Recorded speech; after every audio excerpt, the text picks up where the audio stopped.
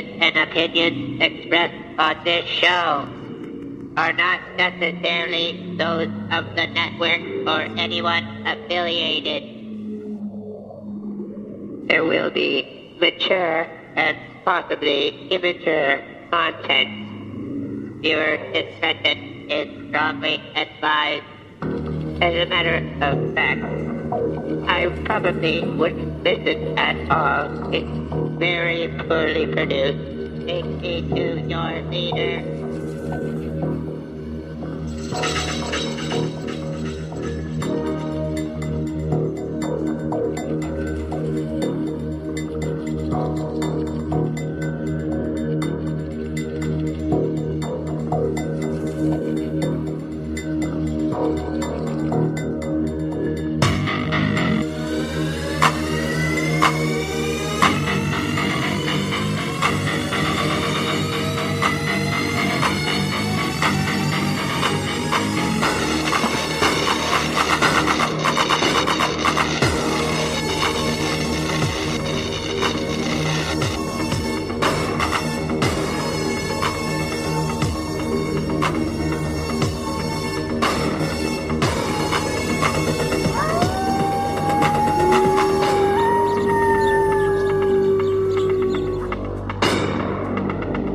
Welcome to the Monster Castle Radio Show.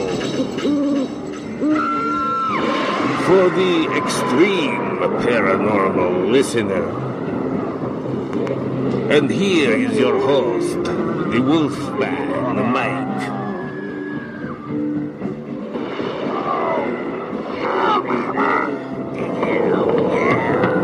This is where the real freaks hang out, alright, yeah.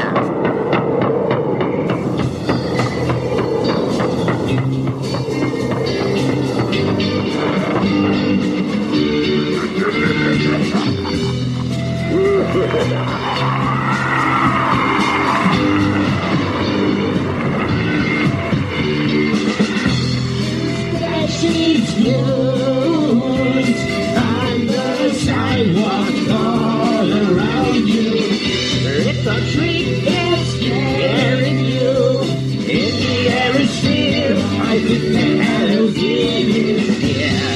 On the drum, Halloween is young. Paint your face a sickly green. Dress up for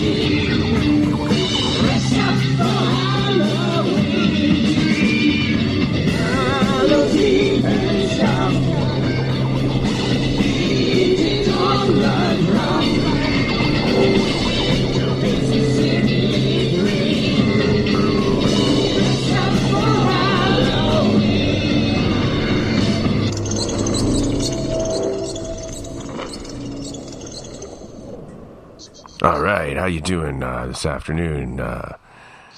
We're here with a special guest coming on. I hope you guys are ready for this. Darren, are you there? I am here. Right on, brother. I don't think we have any news ready again, do we? I don't think so. Now, I have not been I just haven't been able to keep up with everything. I just woke up and then had to get this ready to go on. And then we had a power outage last night, and it messed up the settings on my computer, so I had no sound. So I had to shut down and then figure out why. Yeah, the show's better when you can hear it. Yeah.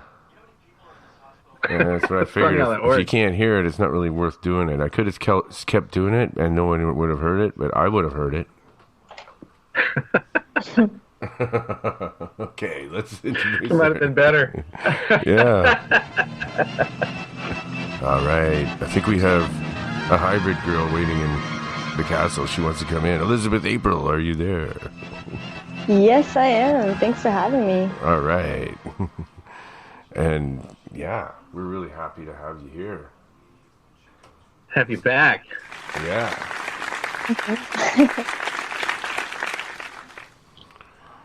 And what's been happening with you lately? I heard that you've been going to some, doing some presentations, and you were on Dave Scott's show. Yeah, I was. So that was a lot of fun, and I got to meet Dave Scott, which was good, and everyone who listens to his show. And there were some pretty intense questions as well. So it was a lot of fun answering those questions and really getting into, a little bit more about the universe and what the hell's going on here at this time. I didn't even get to listen to that whole show. What was the heavy-duty question? Oh, just questions about pretty much the awakening and this universe and, what's going on at this time. It just seemed like there was a lot of, it was surprising how advanced people were who listen in, and like how advanced their questions were as far as like just, where their level of understanding of this awakening is at. And, it always excites me to answer those questions, because that's what I'm really here for, right? Is more kind of cosmic, alien, disclosure and just kind of expansion questions. So yeah, it's exciting. this guy's, he has a lot of people from Australia that actually listen to that show. Yeah, and a lot from the States as well, which is pretty cool. A lot of my viewership is from the States. And he's in Canada, right? Northern Canada? Yep, in BC. Maybe for people that haven't heard you before, you could just tell us a little about yourself and why you're on our show. Absolutely. So, so I'm only 24, so I'm still pretty young in this life, this form. And that being said, like I'm quite an old soul. So in this lifetime, I was born with special abilities, if you could call them that, but more so insights. I was able to see auras and energies, chakras, spirits, ghosts, and spirit guides, as well as interdimensional beings, pretty much from the age I was, 2 years old, and I can actually communicate those things to the present day. Now, it was definitely, a big struggle being confined within this society, especially being raised Catholic, to really understand like who I am, what I'm doing here, and what my purpose was in having these abilities. So when I really started to open up myself, I was about 16 years old when I started really questioning things. It just seemed like this reality, high school, my friends, even my family, it just wasn't enough for me. I started to question the system, the government, the education system. I started to question religion. I started to question the people around me, and especially I started to question myself. Who was I really, and what was I doing here at this time? It just seemed like life had such a bigger purpose, such a bigger meaning, and no one was talking about it. And so I felt like a crazy person for quite a long time until I got my first ever past life regression. Now, for those of you who don't know what that is, it's simply put taking someone into a trance-like state where they are able to go back and really fully experience and re-experience where they have been before. And at 16, I went into these past lifetimes and I started to re-experience myself as, many different things: oracles, prophets, philosophers, healers, yogis. And, it was surprising to me because in every one of these past lifetimes, I was in a position to gain access to information and essentially in a position to give that information to as many people as possible. And that's when I really started to wake up to the understanding of who I am here in this lifetime and what my purpose was. And that's when I started to really take other people into their past lifetimes so that they could wake up and understand that there's so much more than just who they are in this present moment. But beyond that, at the age of 18, when I finally got out of my house and moved away, I started to have a lot of interdimensional experiences. And the biggest kickoff was actually being abducted at the age of 18. And we can talk definitely more about this depending on what your listeners are interested in. But that's when I started to really open up and understand, first of all, yes, aliens are out there, they're real, and they're here. And then the second thing is that I'm actually one of them. So I started to wake up to the fact that I was coexisting as one of these interdimensional beings, which makes me, in my opinion, my definition, a hybrid. So in that way, I am currently coexisting as who you see me as, even though you can't really see me, as this 24-year-old female. But I'm also coexisting as this 7.5, 8 foot tall gray being, which is actually a male. So in that way, I'm able to access a lot of information specifically pertaining to the awakening of this planet and the awakening of humanity and humans in general, to really just understand, the truth. And I think in a society as we see it here today with someone like Trump as president, we can really start to get lost in the illusion of all of the other realities that are being thrown around, right? Reality is just an illusion. And through all of that illusion, we really need to clarify what exactly the truth is. Now, although, that's it's a loaded term, the truth. But what I like to say is that regardless if you think of, what I channel or what I know to be true as the truth, it all depends on what resonates with you. And I don't have information, if not all, I don't have all of the information, and I'm definitely not here for everyone, but, you can ask yourself and discern for yourself if you resonate with someone like me and what I have to offer or not. Which is the most beautiful thing. Each and every one of us have our own free wills to discern what is right for us. And that's kind of just what I wanted to put out there, and just a little overview of who I am and why I'm here and what I'm doing on a radio show, and what I want to be talking about, right, is just how to wake people up to the truth of what the hell's going on. So. Oh yeah. When did you start with the past life regression? How old were you? So I want to say I was about 17. Now, of course, I started with friends and family, and eventually I got into doing that as a living before I got into my straight psychic channeling. So I did past life regressions for a very long time, I want to say until I was about 20. And then at around 20 years old, I started to transfer over into straight channeling. And then eventually the next step for me as far as receiving information would be doing something that Daryl Anka does with Bashar, which is just a straight channel from an interdimensional being through me to the rest of society. But that's not going to be for a little bit, because some people get freaked out, And I'm supposed to be as unintimidating as possible. That's part of my mission, is to come across as this little 5'0", girl who has a lot of information to give the rest of the world. So. And where did you get your regression done? Yeah, that's actually funny. My dad actually gave me my first ever past life regression when I was 16. And he put himself through engineering university with past life regression. So even though he raised me Catholic, and that's kind of the belief system when we were younger, he was very open, and he did a lot of healing and energy work and these past life regressions, which really helped me open up. And then at a certain point, I kind of surpassed his knowledge, and then I started opening him up. So it's been this really nice back and forth with me and my dad.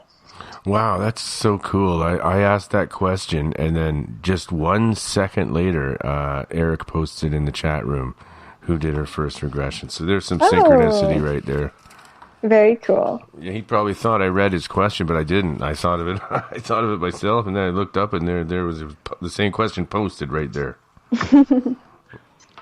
Elizabeth, did you ever have like a normal life in the past, or have you always been like a leader? I mean, did you ever have just a past life that was a normal life? Yes, I have had. I have had many lifetimes where I was suffering. That's what you could call it. And in a lot of these lifetimes where I was also a leader, I have also suffered because I've sacrificed myself, and that's really the word here. And the other word that really comes to mind is martyr. I've martyred myself to death for other people. I have given so much of myself in so many past lifetimes that I've actually died early. And I remember when I was younger, maybe like 6 years old to 10 years old, I would tell my mom and tell my dad, I said, I'm not going to live very long. Like, I'm not going to make it past 20. And they're like, what? Are you suicidal? Like, what's going on here? And I said, I just have this feeling. I just have this knowing that I'm not going to make it in this lifetime. And then when I went to my the first time I ever went to a psychic, I was 12 years old, and I asked this question. I said, why do I feel this way? And she told me that in lifetime after lifetime, I've given so much of myself that I've died early. And it's just an innate feeling within me that feels like I'm just not going to make it. And she said, in this lifetime, I'm meant to live a long life. And she said, I'm actually meant to unlock the ability to live past the normal existence of a human right now. And it's so interesting because that was when I was 12 that I got that information. And she also said that I was going to be touring the world and doing public speaking with many books and things like that, which I'm well on the way to doing. But I'm really starting to unlock the DNA and etheric codes within my soul's body, you could call it, or the energetic etheric body within me, that will allow me to perpetuate my energy, to stop aging altogether so that I can perpetuate my human existence as long as possible. Now, this is only possible if I learn how to, create the balance between service to others and service to self, because right now I'm way too much service to others. I drain myself out. But once I maintain that balance between giving to others and giving back to myself, I will be able to perpetuate my physical DNA so that I can live, a lifetime of potentially 150 years, right? And this is just naturally where the evolution of humanity is going. It sounds like in your past lives you burned yourself out every time. It almost sounds like Christ. dying early, Yeah, for and others. you know what though? Like this is not a unique story. There are many, you could call them light workers or conscious individuals or other hybrids, whatever you want to label them as. They are individuals with higher vibrational frequencies who they themselves have gone through this lesson of sacrificing themselves for other people time and time again. And the reason being is because there has been an imbalanced ratio of individuals on this planet who are service to self, so far more individuals who are service to self compared to far less individuals who are service to others.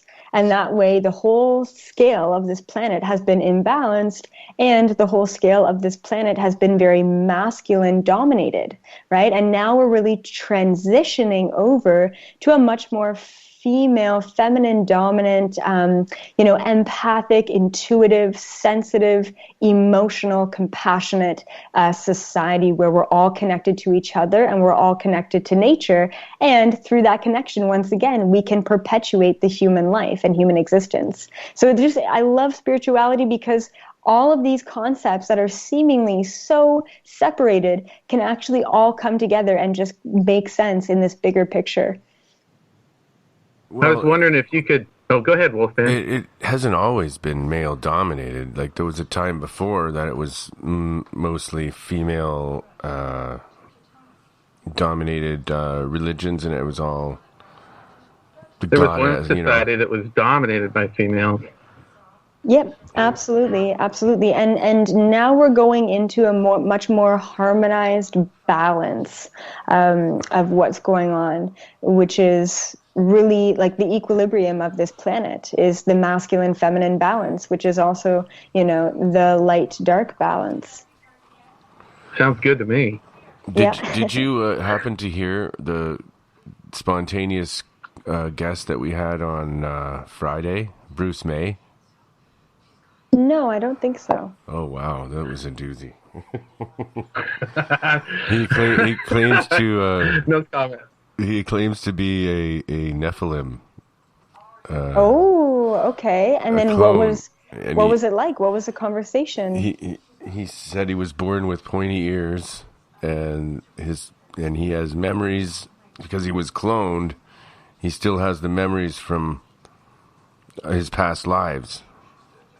Okay, yeah. And it he said he lived on Mars. It wasn't a reincarnation, he said. It's because it was a cloning. It's hard to explain, but he says he's a different spirit, but he has the memories of his past lives from that cloned body. He said that the Greys were bad. Yes. What do you think of that?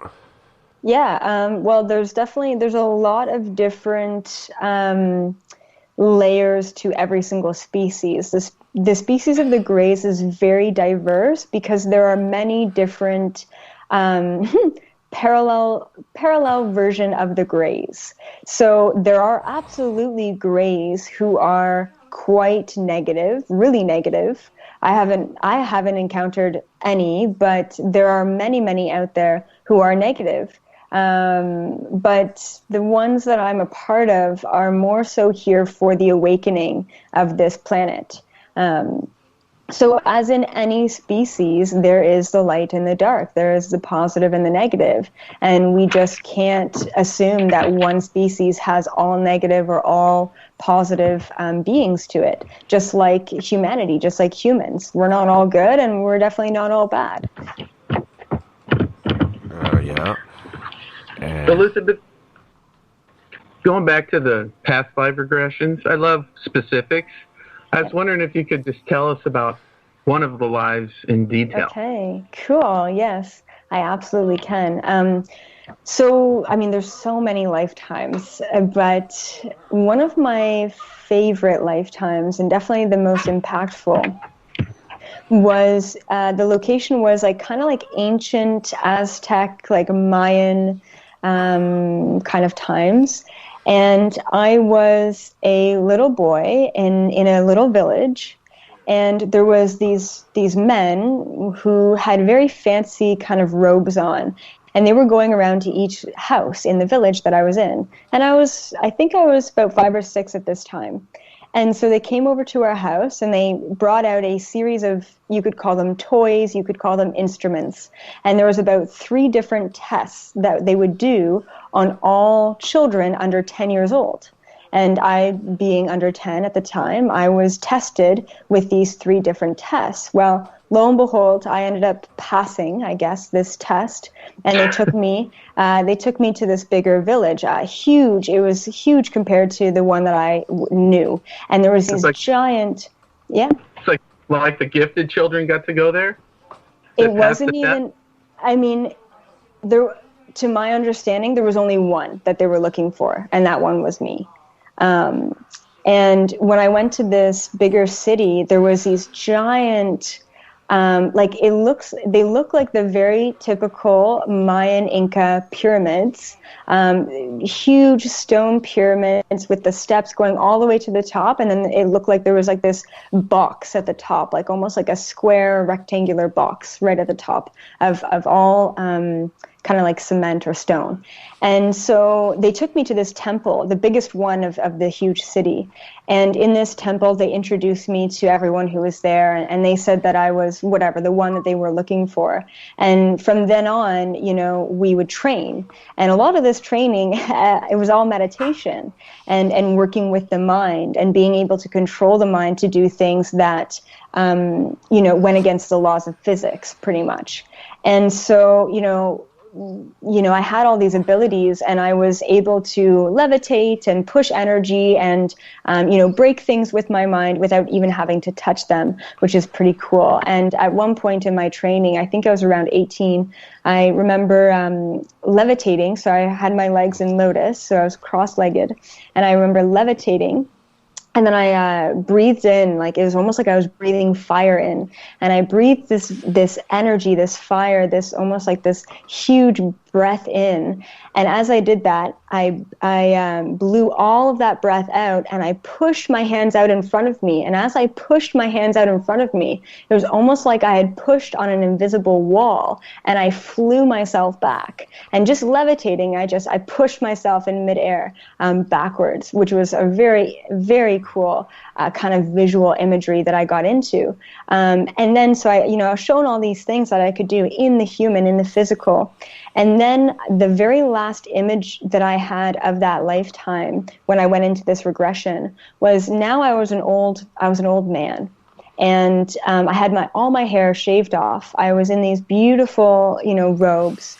And we were all sitting at the top of one of these like Inca pyramids, and there was about 7 other men who were all in the same robes, and they were all sitting in this giant circle in the middle of this room at the top of this pyramid.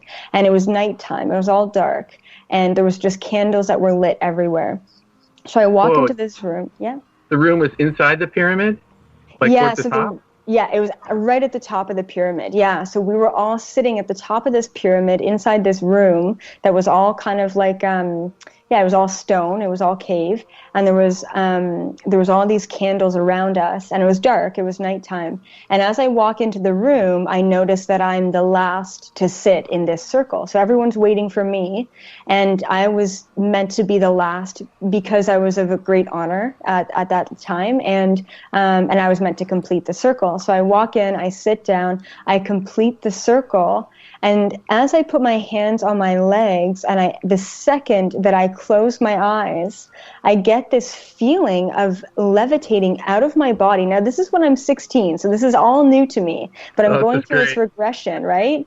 And so I levitate out of my body, and I actually join up with the 6 other astral forms that were in that room. So all 7 of us, so all 8 of us came together in the middle, and then we shot into the middle of the universe, the center of the universe.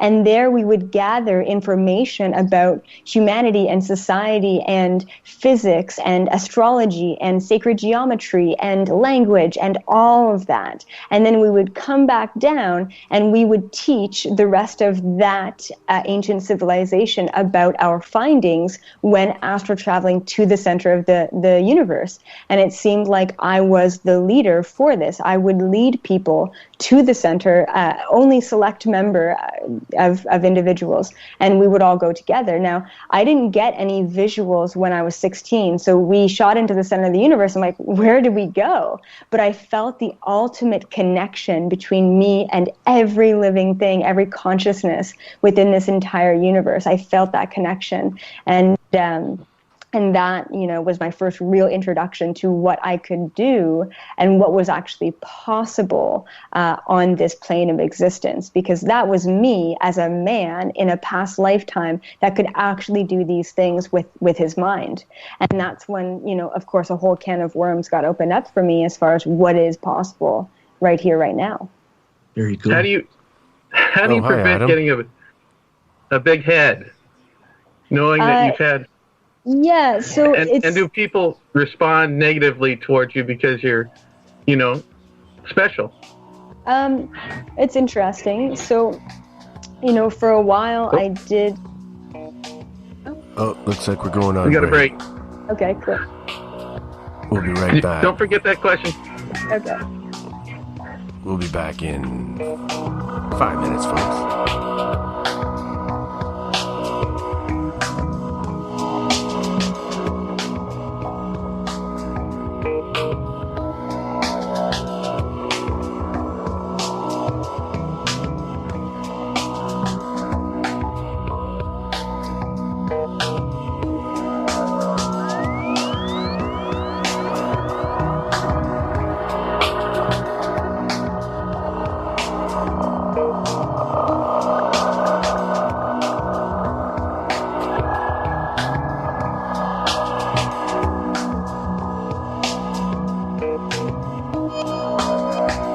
Oh, it's just another day.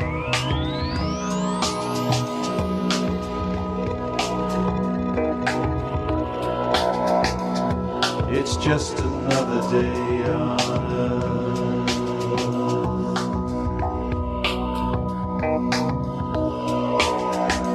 Oh, it's just another day.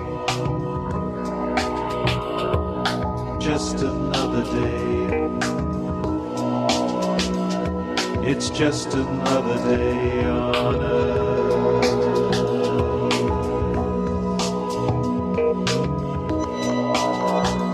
Oh, it's just another day on earth.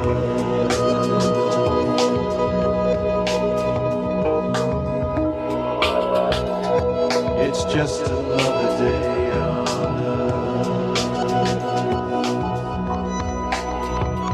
One day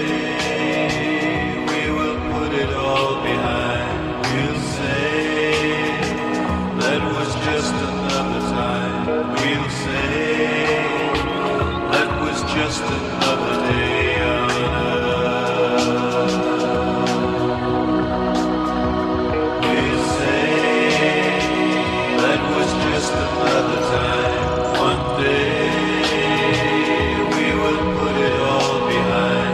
We'll say that was just another day on earth.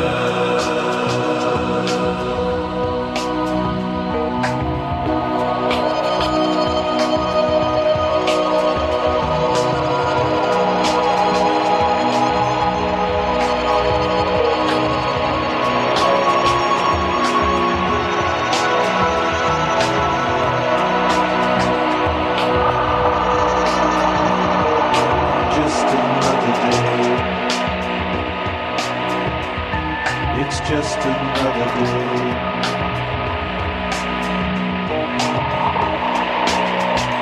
Oh, it's just another day on earth.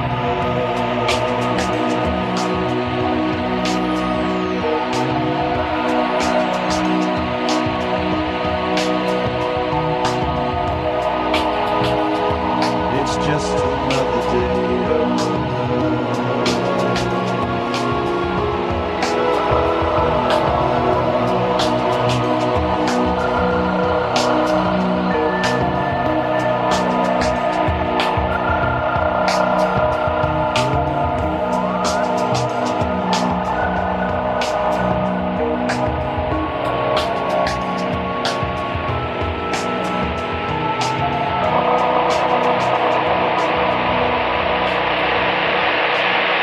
This is the Monster Castle Paranormal Radio Show. We explore the paranormal phenomenon with researchers and skeptics from all walks of life and beyond. All right, and we are back. What was the question? I can't remember now. It was about people responding to her negatively because of her amazing past lives, and when she talks about things like that, I was wondering if people did respond like, what makes you so special kind of thing. Do you ever get that? Yeah, absolutely. So, and then the other part of that too was like, how do you not get a big head with all of this, right? So kind of like, how does society take you, and then how do you take yourself with all of this? Now, I will say that probably, I would say between the age of 18 and 20, like I'm 24 now, between the age of 18 and 20, I developed something that I like to call a spiritual ego, right?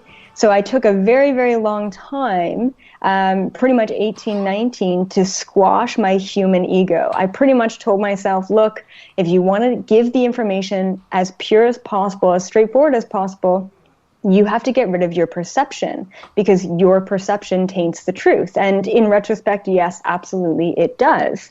But in that way, I suppressed my own wants and needs as a human, and I only focused on spiritual truth, awakening, and enlightenment.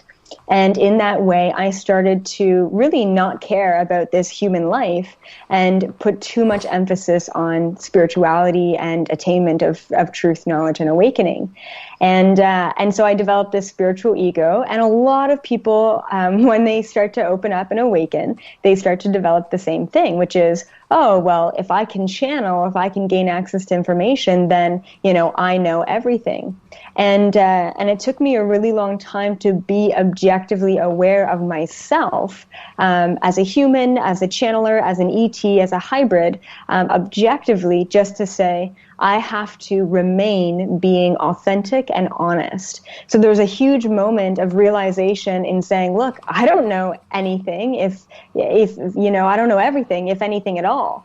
And I have to let other people know that as well. So that's kind of why I started the radio interview with just kind of saying, if this resonates with you, then fantastic. It's absolutely for you. But if this doesn't resonate with you, then I'm not the right carrier of the information for you at this time. So I've really learned how to present the information in an objective way so that people don't feel like I'm coming at this information as I am better than anyone else, because I understand that whatever you are learning out there, I have learned too. We are all mere reflections of each other. We're all learning the same thing. So instead of looking down upon anyone else who is less informed than myself, I only have compassion for them. And before, I got frustrated at other people who didn't understand the same, to me anyway, basic universal concepts that I have always known to be true. So I used to get frustrated at other people's spiritual progression and progress if they were not as developed as myself. Once again, there's the spiritual ego. It took me a very long time to squash that, to really remain humble and once again authentic in who I am and what I do, and just to have compassion over anyone else who doesn't really understand who I am and what I do. And that is totally okay as well. Now, as far as criticism is concerned, I mean, absolutely. If you're in the public's eye in any sort of way, you're going to get criticized. You're going to get, people coming down on you, trying to, kill your vibe. And at first, I mean, I really got myself out there only just 2 years ago. So publicly, I put myself out there in 2015. And at first, I would get a lot of religious fanatics who would call me a devil woman. You're a devil woman. You're trying to take people away from their religions. And, the funny thing is, I'm like, yeah, I mean, if that's their choice to, and it's not really a belief, it's just an understanding, right? To not follow, say, a book or follow a man in the sky, but rather just go with your intuition and what feels right in that moment, then that's not for me to decide. That's for each and every person listening to me to decide for themselves, right? So I used to attract a lot of these people who would really put me down and tell me that, I was going to burn in hell for what I was doing. And I even got booed off of stage on my second ever speaking engagement. I didn't get booed, you could say, but I got yelled at right before getting on stage from a man who was very Christian. Nothing against people who are into religion, but... What did he say? Yeah, he pretty much just said, this institution has no place for you. This is a Christian institution. These are people who love God. You're talking about things that go against God, things like that. And my talk of the day, it wasn't about aliens. It wasn't about interdimensional stuff. It was about how to reinvent your reality and how to change your reality to live any reality you want to live. The thing that really ticked that guy off is that what I believe is that we are all our own God.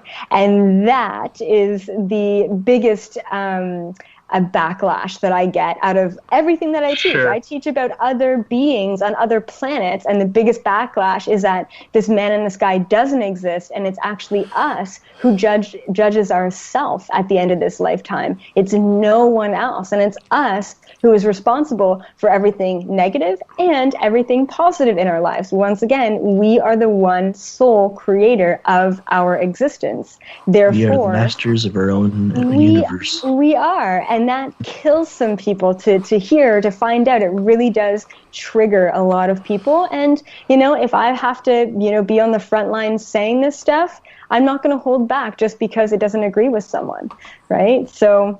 Exactly. Aren't we made in the image of God? Doesn't it say that in the Bible? We're made, exactly.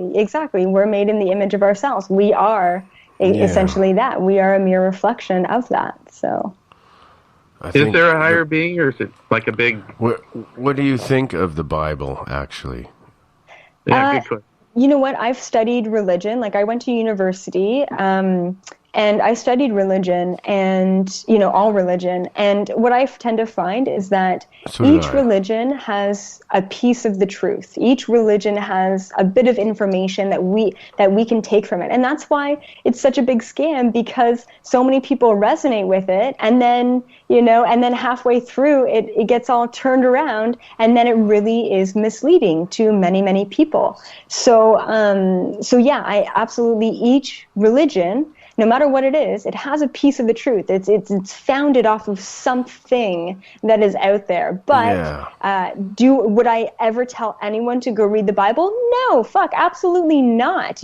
Whatever you need to know, you can ask yourself. Because once again, I like the way she said that. That was precious. Awesome. I'm gonna use that as a clip, I think. Would it be better to have no religion, or at least one religion to have part of the truth? I wanted to ask about channeling, actually, but go ahead. Like, what do you mean by that? Like, what's that? Well, you said that every religion has part of the truth. Right. So it sounds like we kind of have to make our own religion. What about people that have no religion? I mean, is no religion all religions, or is no religion not good? No, I think no religion is a good thing. Absolutely. Just religion in general is just people following other people. You know what I mean? Seems like to me, yeah. Yeah, and we don't need that. Like, we all have the information within ourselves. Like, if you see any of my YouTube videos or you hear me on stage, all I'm about is empowering you to know that whatever I can do, you can do this as well. I am not just one person with the information or with these quote-unquote special abilities. Everyone can do what I do. It's not special, it's not different, it's not unique, and I absolutely do not want you to put someone like me or someone like Jesus or someone like Buddha onto a pedestal just because you think that we're different than you. It's not the truth at all. Yeah, that's what I wanted to ask you. One time I was able to channel someone's brother, and it was really weird, and he wanted me to, and I said, I'll try to do it.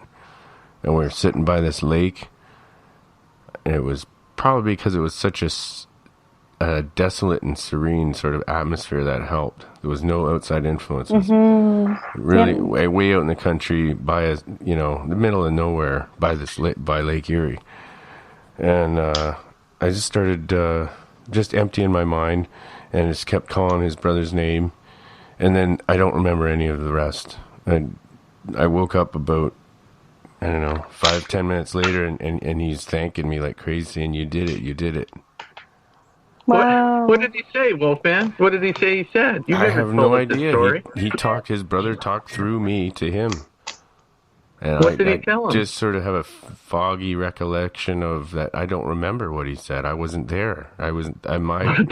Did he tell you what he said? I allowed his spirit to take over my body. Yeah, he told me afterwards, but it was like personal things that only his brother would know.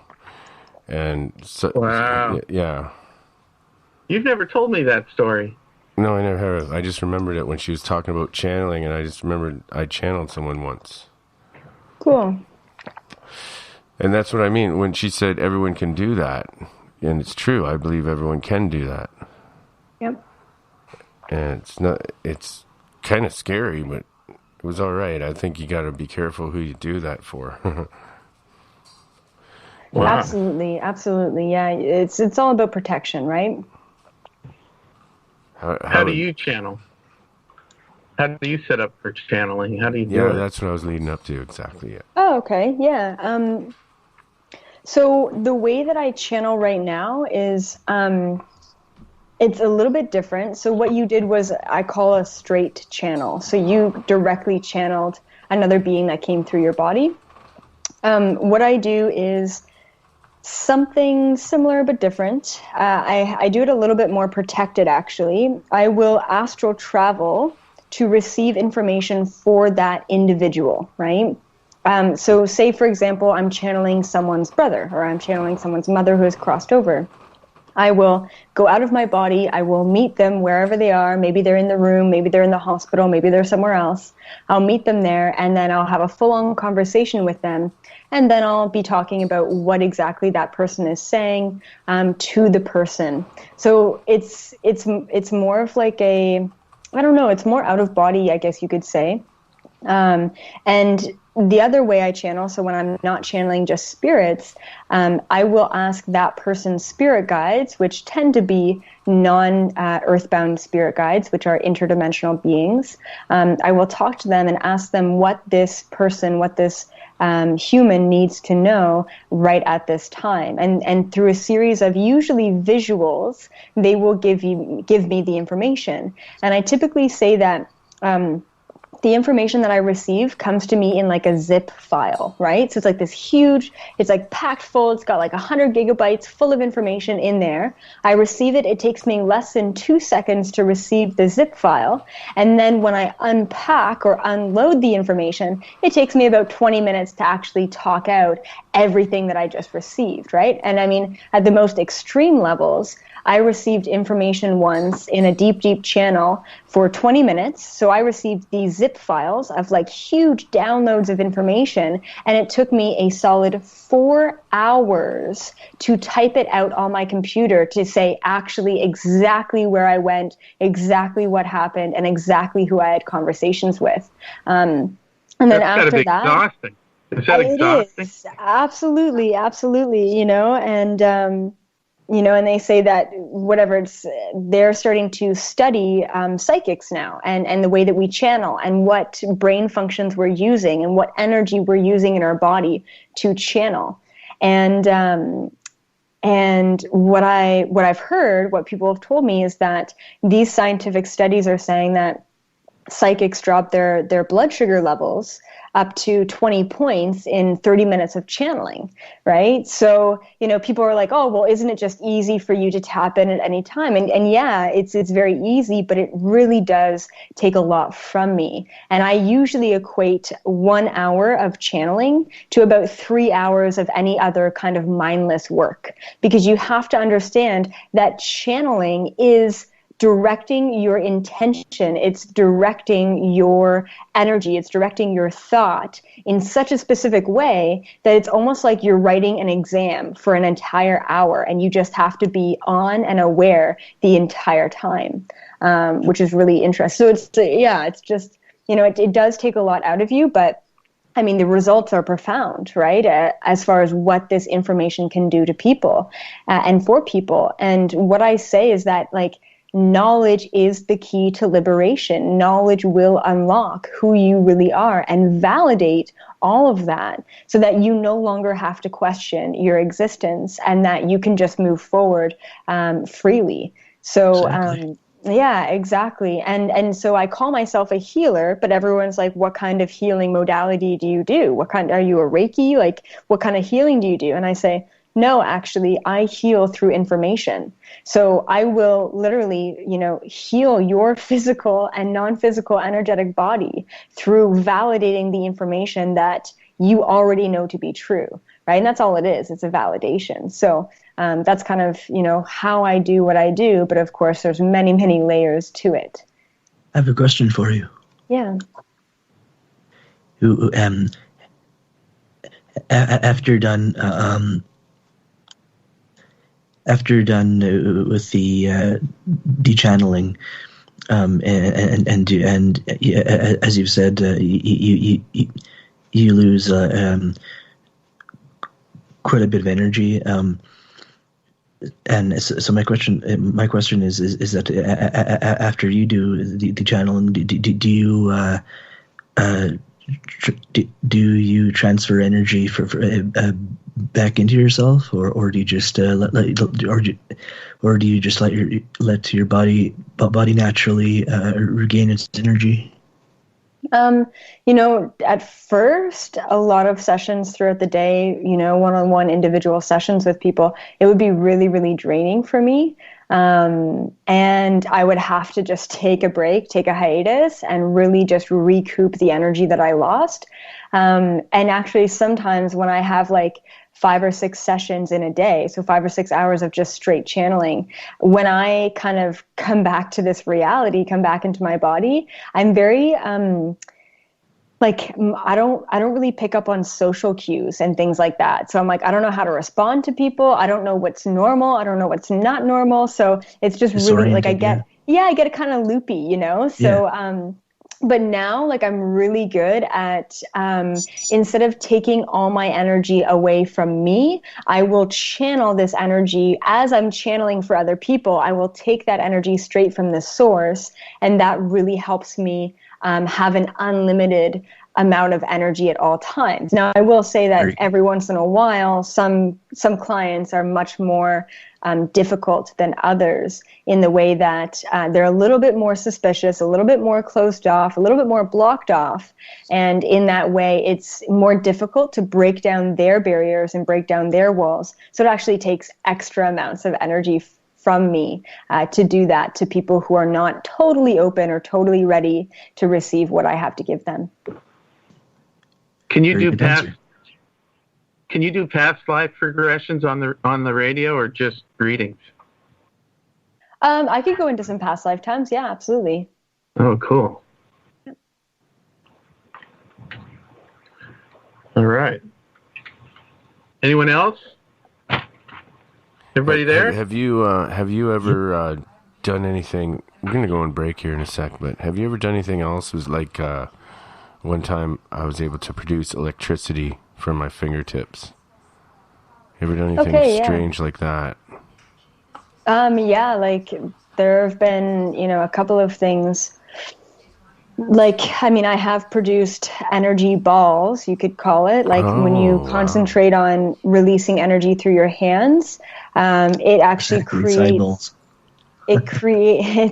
something that you can actually physically see, and it looks like a very light blue ball of moving static electricity energy. Exactly. And so I've done that, and I'm actually currently working on telekinesis. So that's kind of my next step forward. I've tackled astral traveling. I've tackled hopping in and out of parallel dimensions. I've tackled simultaneous time. It's time for me to finally do what I know that I've always been able to do, which is move objects with my mind. And that's just something that I'm, casually currently working on right now. Has anyone ever seen you make the psi balls? We call them psi balls. Adam's quite familiar with this. Oh, cool.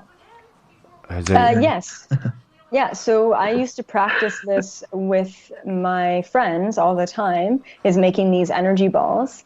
And then I've also had a couple friends witness telekinesis with me as well, which is I could move things or grab things without actually reaching to grab them, which is also really cool. So I've played around with a couple of things, and I've had some couple of people be aware of what I can do, but I haven't gotten to the point where I can fully control it just yet.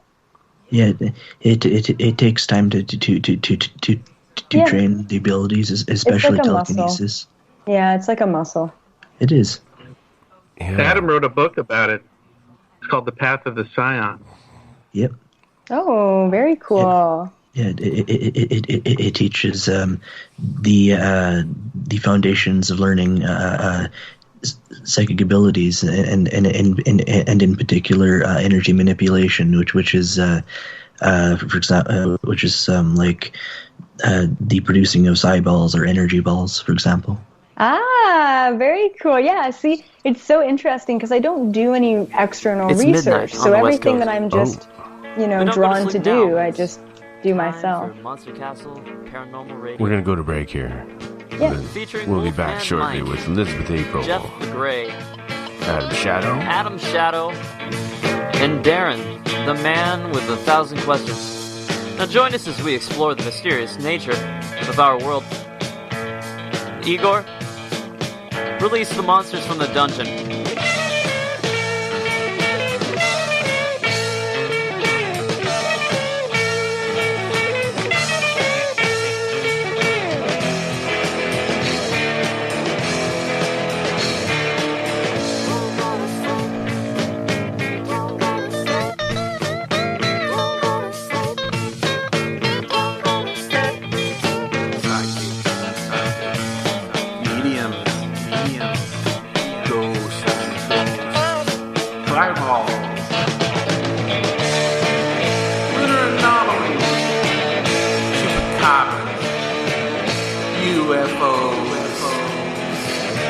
It's Monster Castle Paranormal Radio. It's Monster Castle Paranormal Radio. It's Monster Castle Paranormal Radio. It's Monster Castle Paranormal Radio.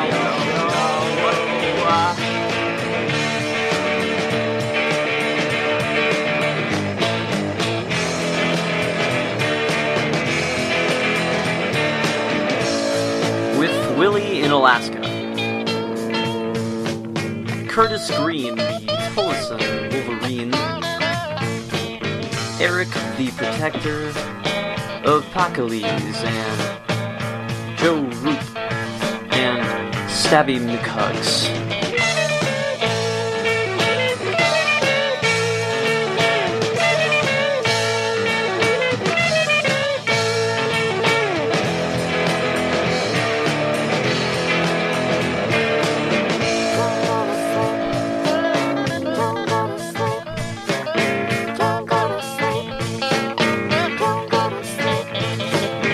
Remote viewing, rabbit toys, glowing orbs, lost treasures,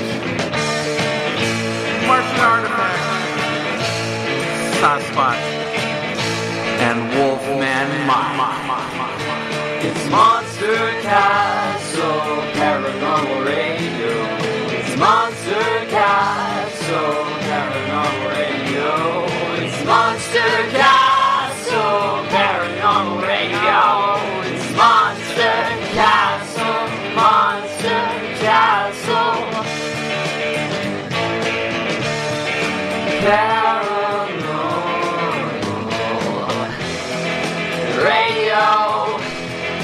Radio Show.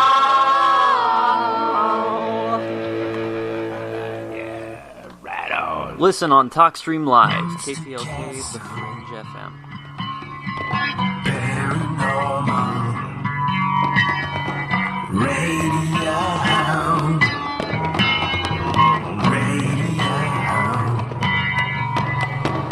Monster Castle Paranormal Digital Radio. That's my new jingle. We're going to have to change those up a little bit. Yeah. Yeah. I'm going to change some names out. Angry Bong wants to be in there, so we'll put him in. Oh, yeah. He's got to be in there.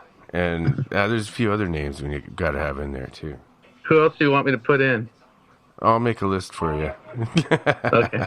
Darth Vader. You want in the action, Luke, too. I like Luke Skywalker. You gotta have Moog Boy in there. Yeah. And Craig Ryu. Well, there's a lot of them regulars here we should put them all in there. Everybody that's regular in our chat rooms. Yeah. Yeah. We'll see so what it'll be like a chat room shout out too. You know what I mean? Yeah. Yeah, that sounds good. Okay. We have a caller, by the way. caller, you're on the air with Elizabeth April. Hello, April. Hi there. How are you today? Good. How are you doing? Oh, I'm just curious. I heard that you were pretty good at what you do, so I figured I'd see if you could give me any help. Okay, awesome. So, do you have something specific that you wanted to get into? Because think about me and my abilities as like the universal Google, right? You can't just say, okay, Google, tell me anything, because there's always so much. So did you want to focus on more of your human stuff, romantic stuff, financial stuff, work stuff? Do you want to focus more on like past lifetimes? Do you want to focus on more interdimensional stuff?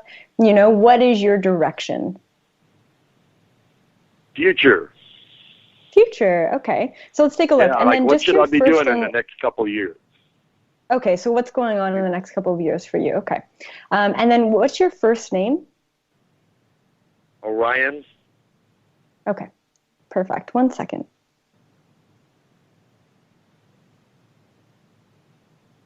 Okay.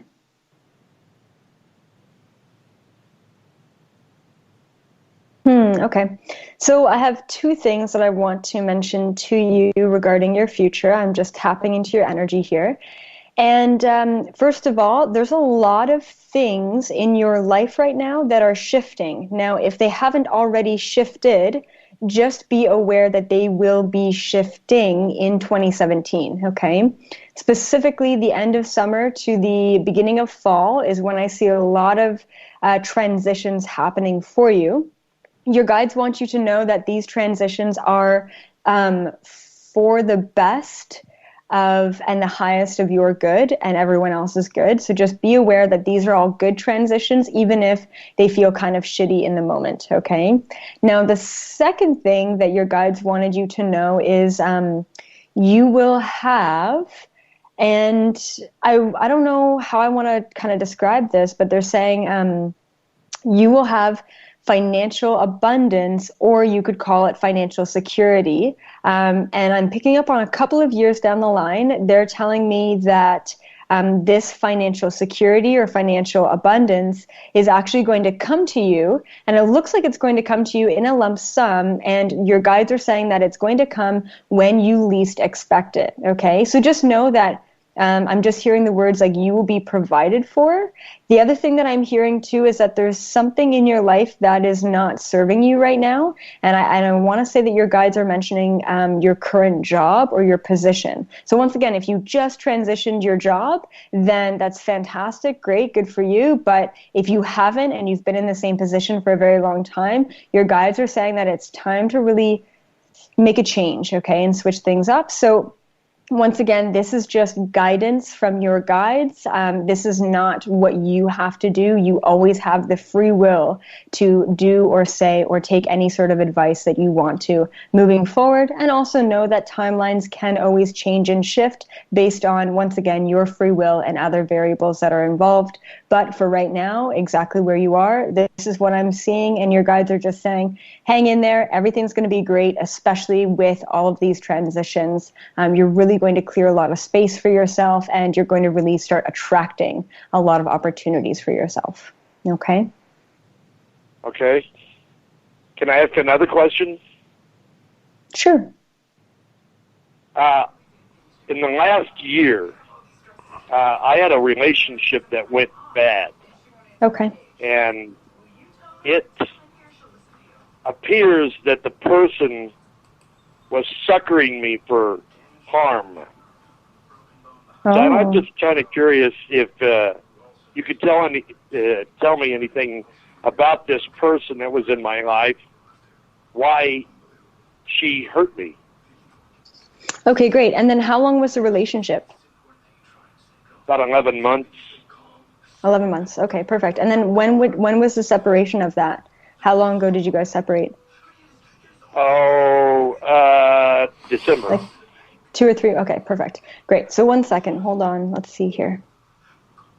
Okay, yes. Interesting. Oh, okay. Okay, so absolutely, there is some connections between you and this person regarding past lifetimes, okay? Now, it makes a lot of sense that you attracted this karmic relationship in the past year at this time because it was important that you, first of all, learn a lesson through that relationship, which I definitely think that you did. And the second thing is it's important for you to break those karmic ties of that individual and pretty much whatever happened in this past lifetime in order for you to move forward free and clear of any sort of past energetic baggage. Now, I'll just briefly go into this lifetime for sake of time. It looks like this is, I want to say 14th century, medieval era. So I want to say maybe England, something like that. And it looks like you lived in a village. You were a male and she was a female in that lifetime. So very, very similar rules. Sometimes the rules get reversed. And in this past lifetime, you ended up at some point in time, without fully knowing the details, I'm not sure exactly what happened here, but you ended up cheating on her with another woman and ended up having children with another woman. And that really didn't sit right with her. And she has some, like, I don't want to say darker energy, but she's got some negative energy in her that she's still karmically living through. And in that past lifetime, she did everything in her power to pretty much make your life a living hell in that past life. Just because she was in so much pain that you did that to her. And in this lifetime, I'm just hearing the word completion, completion, completion, completion. What I suggest for you to do is to write a letter to yourself regarding that relationship and forgiving her, forgiving yourself in this lifetime for anything that went on in the relationship. And then burning that letter and releasing the energy that way is really going to help you release the karma of this woman, especially if she's still on your mind, especially if you're very confused and you're like, what the hell just happened?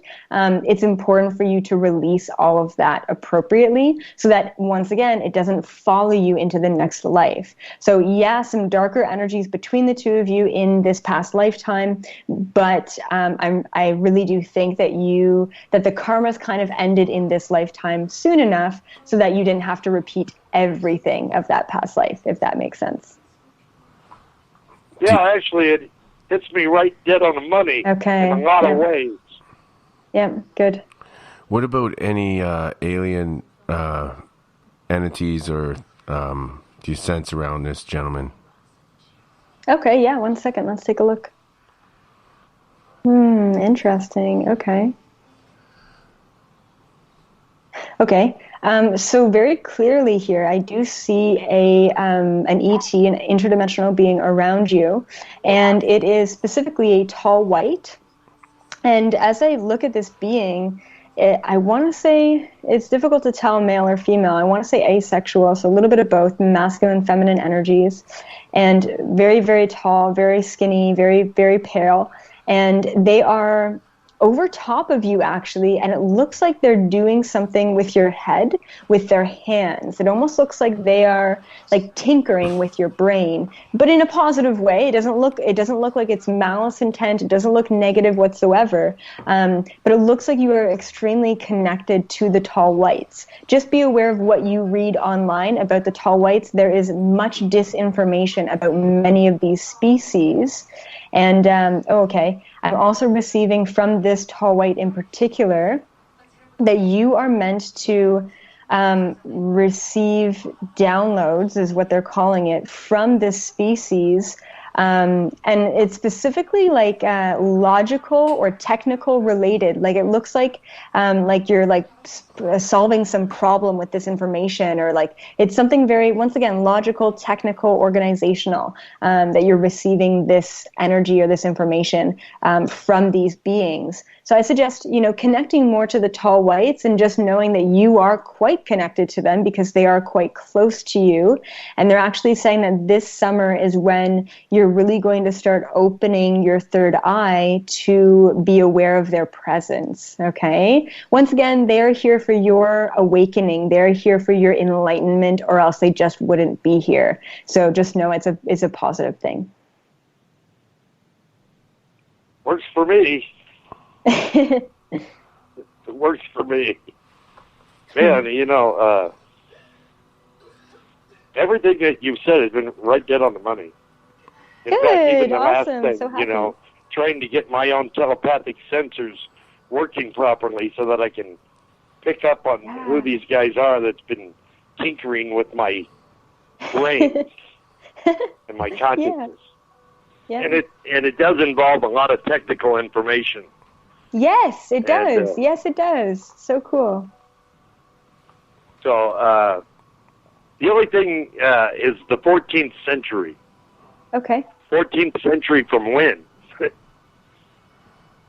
Is From it our when? 14th century or somebody else's 14th century, or could it have been it looks like the 40,000 14th century? I want to say the 14th century is in like 1402, like something like that, on this planet. Well, that's always possible, I suppose. Well, Yeah, it makes like sense Dark Ages, because yeah. what you were describing yesterday was weapons that we would have here. I don't know. He was talking about wars. Oh, okay. Cool. Can I say something in my own behalf? Sure. There was a war on, and the men where I was at were being massacred in huge numbers. And I had a wife that I loved deeply and desperately, and she was the love of my life. But the thing is that we were facing extinction, and it was incredibly important that we continue having babies, as many as we could have. And the fact of the matter is I did have intimate relations with other women, but not for relationship purposes, but for the purpose of having children, period. Wow. You kind of hit me right on the button on that one. Okay, good. Interesting. I think it's interesting. Well, so we taking calls for other readings then? Is that what we're gonna do? We're open lines for readings right now. Yeah, for sure. As long as that's all right with Elizabeth. Yeah, absolutely. Sweet. Awesome. Hopefully someone will call. Well, we had Oh, one. yeah. Okay. It's usually one after another. I know someone else who wants one. Me? Yes, that was actually pretty good. I was impressed. Oh, thank you. Yeah, check out my my website and some of my YouTube videos if you resonated with that. Yeah, I don't impress easily. But that was pretty impressive. I was trying to think of other things I could talk to you about. Could I ask you another question? We don't have another Sure. caller yet, so that's fine. Yeah, go for it. Okay. Do you know anything about the wars that are coming? Oh, well, I mean, there's a lot of war, that I realize is going on now, and I'm not talking about it on a physical plane. It's like planetary in size. Okay, yeah. I don't know if we're talking about the same war.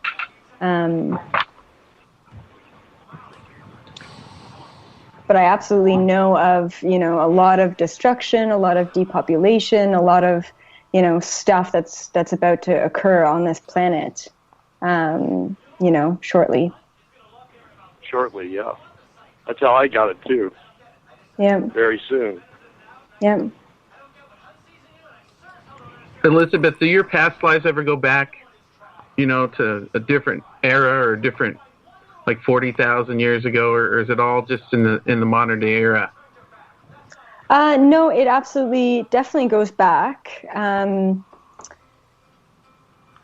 mean, as far as my role on this planet, I haven't been here that long. You know what I mean? So a lot of the past lifetimes that I go into are, more recent, just because, society's been different and has needed a little bit more help more recently. But I've gone way back before for other people as well. I think the furthest back I've gone is ancient Lemurian and ancient Atlantean times. And then I know a lot about ancient Egypt as well, because I also lived in that era and received a lot of information with my ranking at that point in time as well. What were the pyramids for? Pyramids? Well, I mean, the pyramids were definitely not built by humans, but beyond that, I mean, we can talk all night about the pyramids. The pyramids in particular are for energy exchanges, energy downloads. Pretty much it's a giant energy vortex full of the ability to send and receive information, which is really cool. So all the pyramids are built on ley lines that are here on the planet, which are essentially energy vortexes. And back in the day, like way back, it was actually reptilians who created pyramids, which were artificial. What could I call them? Artificial time traveling transporters. So these giant pyramids created enough energy, enough electromagnetic frequency that when standing in a certain location, you could actually teleport yourself. And these pyramids have been laying dormant in their original capacity for a very long time, up until recently. They're really starting to wake up, and these energy portals are starting to open again to grant humans the capacity and the ability, once again, to time travel and to travel interdimensionally, and to do that without a ship.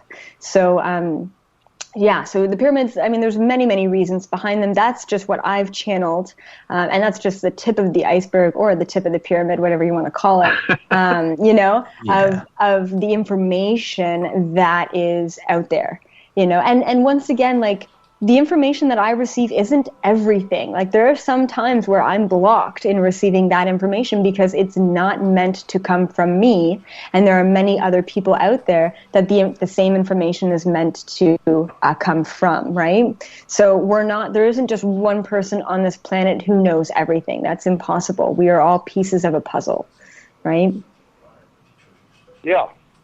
When I apologize, I was thinking specifically not about all the pyramids, but just about the ones on the Giza Plateau. But I think you addressed that, because I don't believe that they were made by humans either. Absolutely not, no. That's good for me.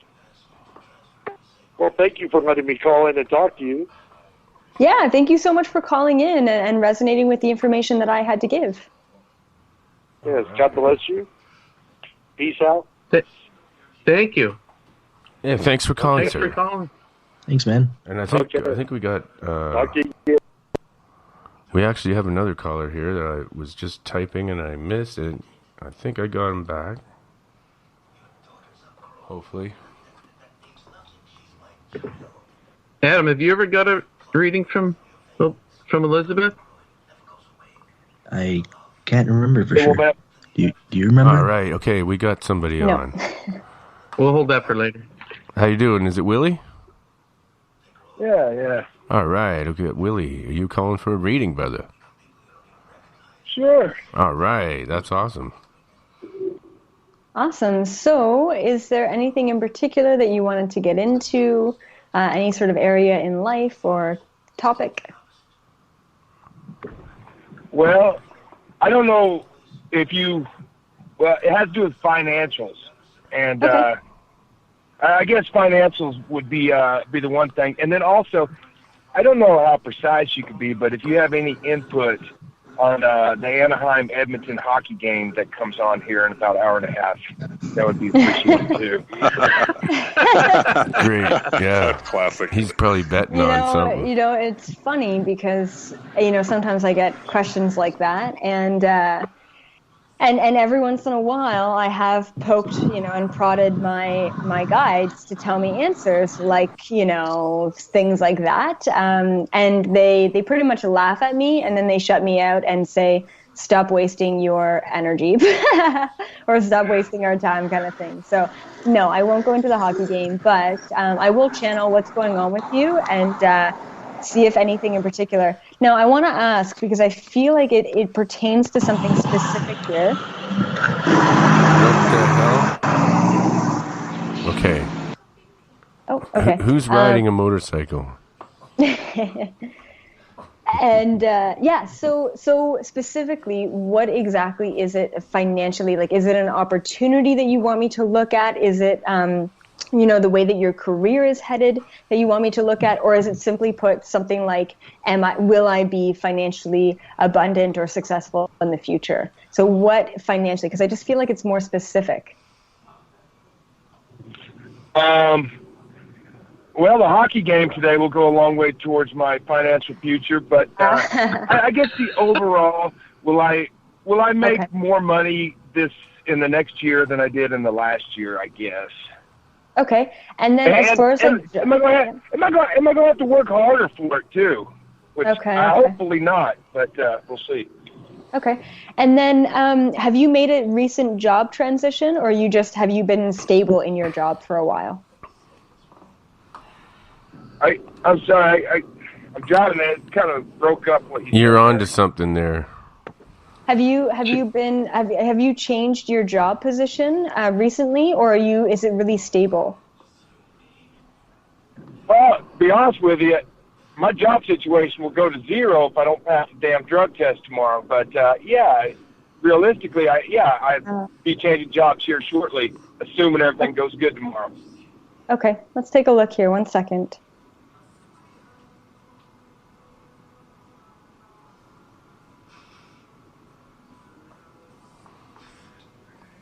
Okay.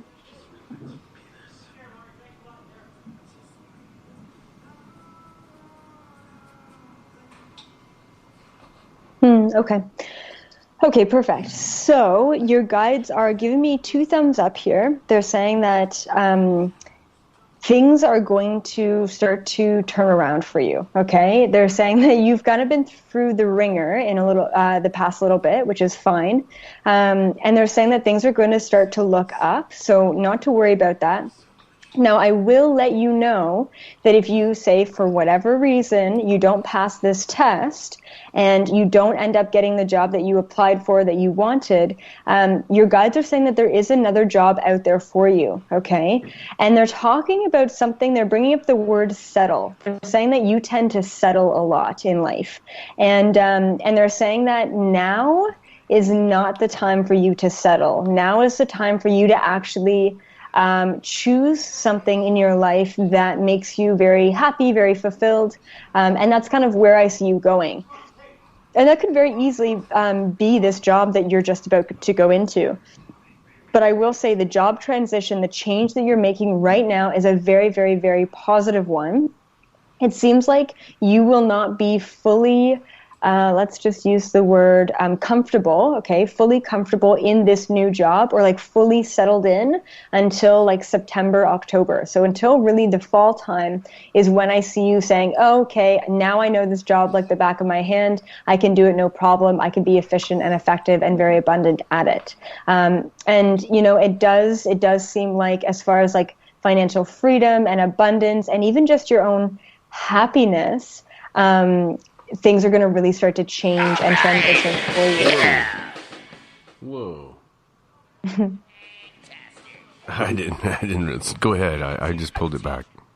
Okay. Yeah, no problem. So that's kind of what I see for you. And your guides are also saying that you deserve it because you have been, I don't know, it just feels like you've been really, I don't know if it was your last job or like this, your relationship or something recently has been very, very stressful for you. And they're just saying, honestly, you're making the right moves here. You're transitioning your job, you're transitioning your life, and you will be attracting the abundance and the financial freedom that you've been looking for.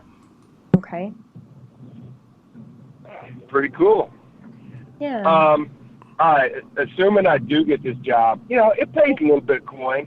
On a personal note, if a guy like me had decent job with some money, what's the chances of taking you out on a date, man? You're freaking smoking that pot. That's a good question. Yeah, I'm taken, but thanks for the offer. Okay. All right. Well, I'll be listening. I appreciate it. Okay. Thanks for listening. Thanks, Willie. Thank you.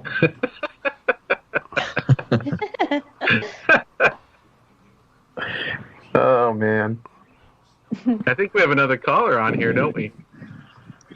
Yeah, I'm here. Willie's Eric, classic Willie. There's nothing like a Willie. This is Eric Johnson. What's happening? That was a great call, actually. I love this call. It was good, yeah. And you pegged him on that because he just told us yesterday that he was switching jobs, so he pegged it. Yeah, good. Awesome. And then we have another caller? Yeah. Eric? So, yes, hi. I don't know if I called in the first time you were on Wolfman's show. I think it was like 5 or 6 months ago. Do you remember around? Yeah. Probably, I don't know if you recognize my voice. You probably talked to a lot of people, but I called in and you did a reading for me. Oh, cool. And then some things have changed. Hey, we're going to go to a break and then come back. Okay. It looks like we're, yeah. It's 6:30 already, man. I can't believe it. So we're half time already, man. I can't believe it. So we'll do this quick break and then we'll be right back. Okay. Yeah. Can you dig it? Fantastic. It's your invitation to avoid the nauseation, frustration, desolation, mutilation, degradation. We like to rock, and this is a donation station. Yeah, baby. Go to monstercastleparanormal.com and donate today. Keep us rocking, man.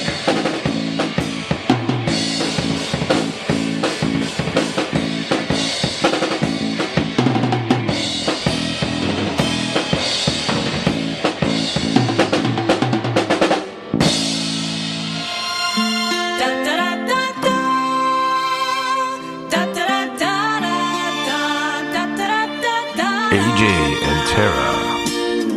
Woke This was up sent to in me bed from one some day, fans, all right. Midwestern USA. You dreamt of California, meant everything for ya. You daydreamt through hallways across the USA. They said, gotta warn ya, journey to California. Da da da da da. Da da da da da da da da da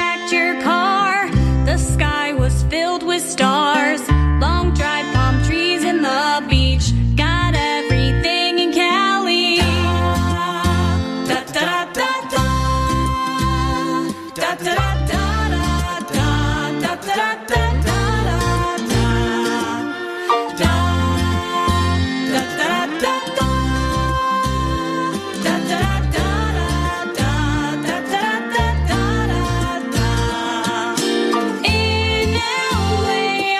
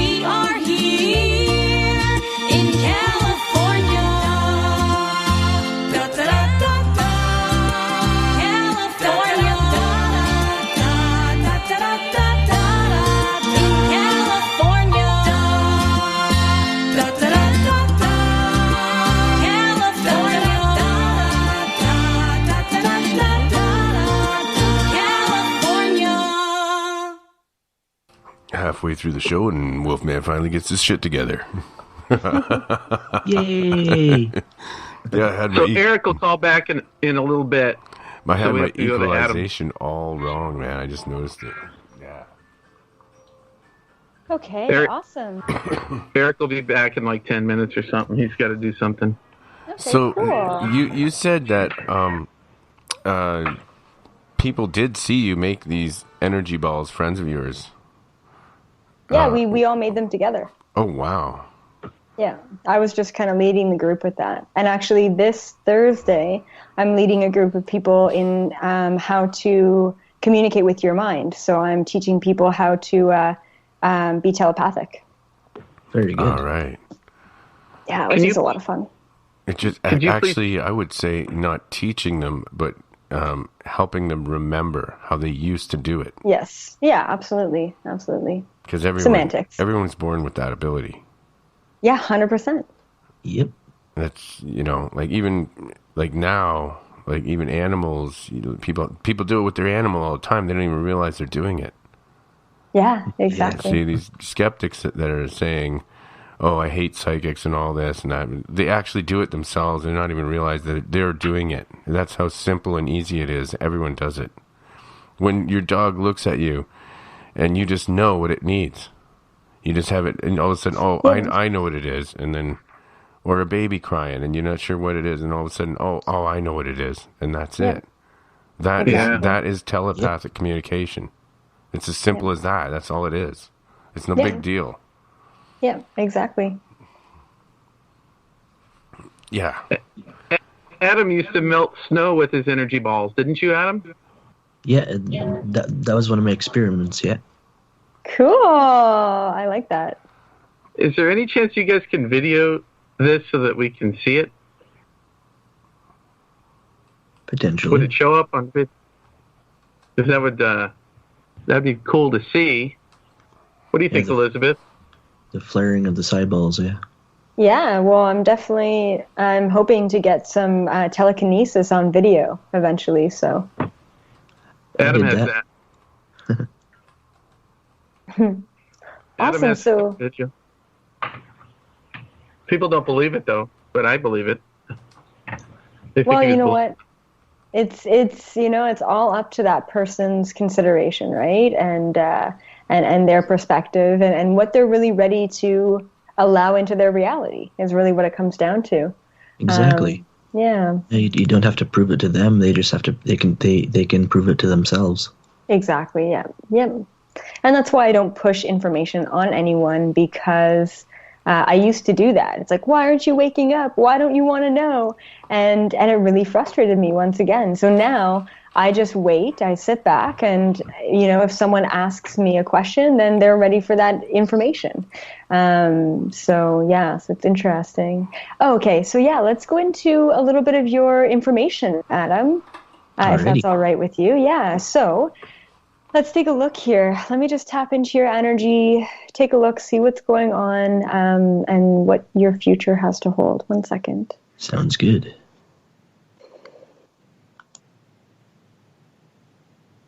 Okay. Interesting. Okay, so there's two main things that your guides are bringing up here. One of them is moving, okay, so you moving, and then the second one is a relationship. Are you currently single? I am, yeah. Yeah. Okay, so your guides are kind of chuckling here because you have a lot of connections, but you can get very stuck sometimes in your human body. It's almost like you're very grounded, almost too grounded. And your guides are like, we are here. We're always coming through you. We're always communicating to you, but you have to love yourself more is really at the end of the day what it comes down to. A lot more self-love. They're saying pretty much once you love your human, you will start to harmonize with your interdimensional self. And there's going to be this beautiful harmony and balance. Now, your guides also said that there's a chakra that you have that is blocked, okay? Now, I don't like to use the word blocked because that is a very harsh word. It's not blocked. It is imbalanced. And I don't know if you know much or anything about the chakras, but the one... A little bit? A little bit, yeah. Okay. The one that I see that's imbalanced is your throat chakra. Okay. And this is your communication. It's your expression. And I see that you tend to over communicate, over analyze, over process internally. And then you under communicate, under express externally. So you are a sponge for information and for gaining access Yes, I to am. that, but you do not fully release everything that you know to be true. And it's creating this big buildup of blue energy that I see sitting right at the back of your neck. Now, I'm not sure if you do, but any sort of aches, pains, pressures in the back of the neck, upper shoulders, things like that, all related to a lacking or a blocked or imbalanced throat chakra. What your guides are saying, especially related to moving, they're saying a better living situation. I don't know what your living situation is like now. And then they also said, yes, and then relationship. They said, pertaining to the things that you want to create in your life, they're saying that you can have anything that you want. And you know that as a concept, as a theory, that makes sense to you. We create our own reality, but ingrained into your system, you aren't living through that. And the reason being is because there's a lacking within you, and the lacking is coming from the lacking of self-love. And you're not fully able to harness the true abundance that you can in your life because you are coming from a place of lacking, because you haven't fully gotten to know you're human, and you haven't fully loved that human side of you yet. And sometimes you escape in information. Information is a big distraction for you, whether it be physical information about this planet or non-physical information about spirituality and awakening. You escape within that information. They're saying you need to be more grounded, more in tune, more in your body, and more full of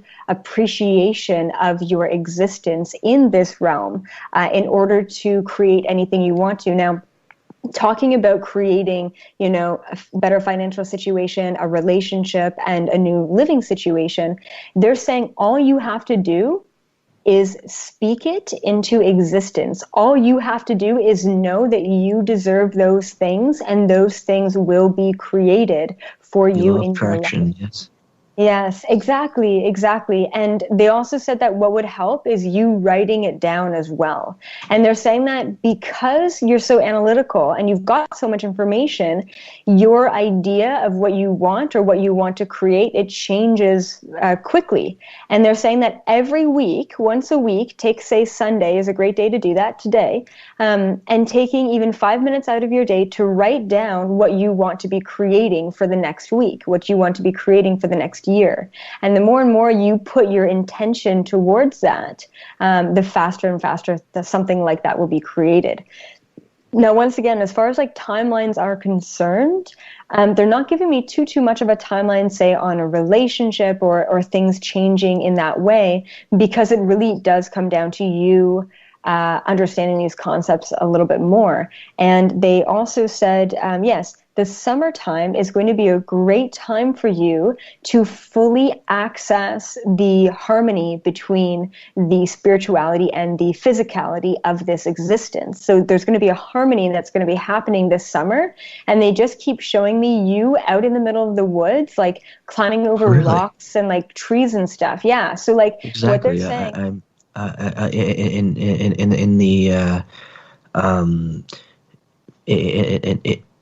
In August, I'll be going.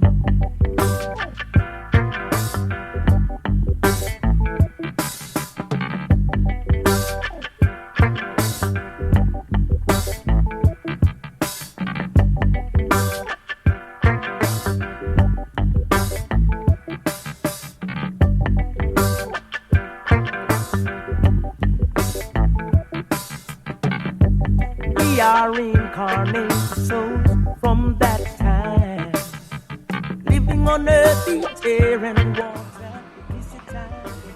All right. Yeah.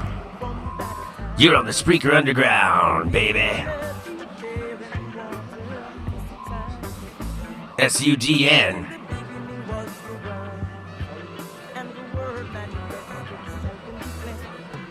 Became man, all because of the divine plan. Man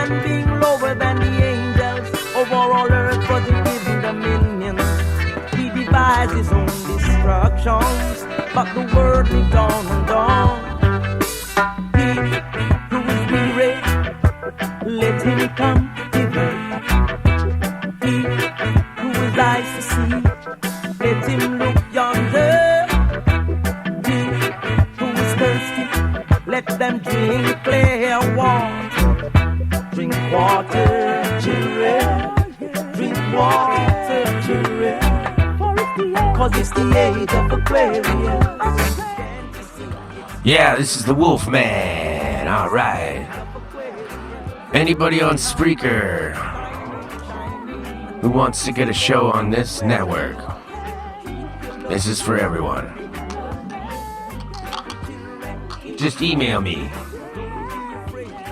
or get to me in the Discord.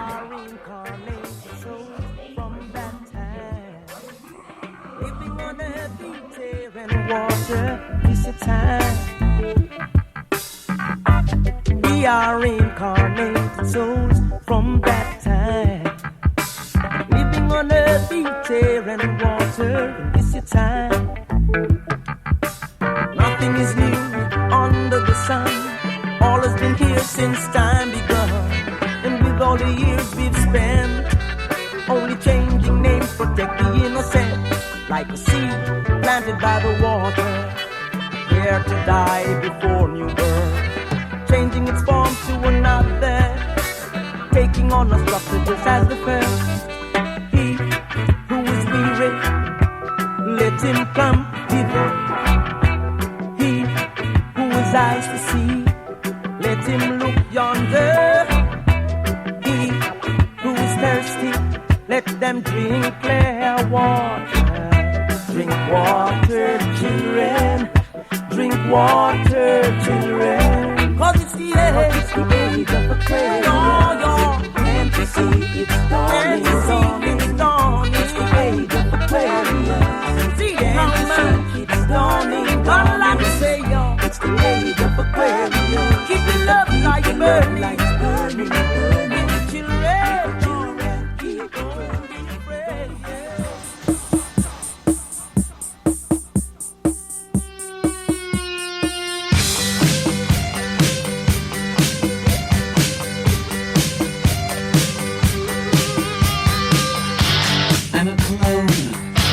And I'm fine. I'm running more of the way. I'm too doctor. He's on the line. We'll take incubation another day.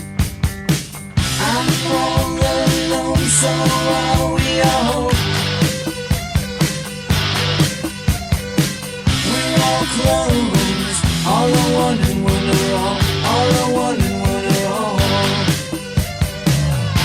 We destroy the government, we're destroying time. No more problems on the way.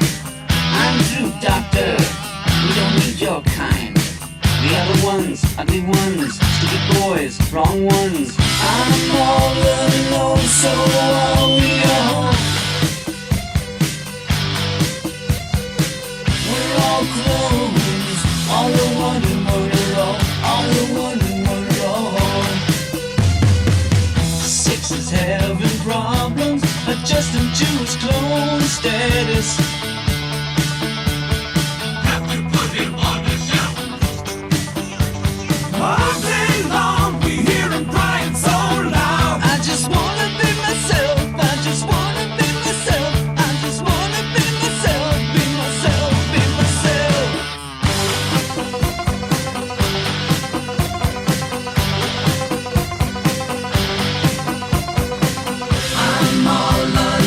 So are we all. We destroy the government, destroy time. No more problems on the way. I'm through, doctor. We don't need your kind. The other ones, ugly ones, stupid boys, wrong ones. I'm all alone, so are we all. We're all clones, all are one and one are all. All are one and one are all. I'm all alone, so are we all. We're all all clones. All are one and one are all. All are one and one are all.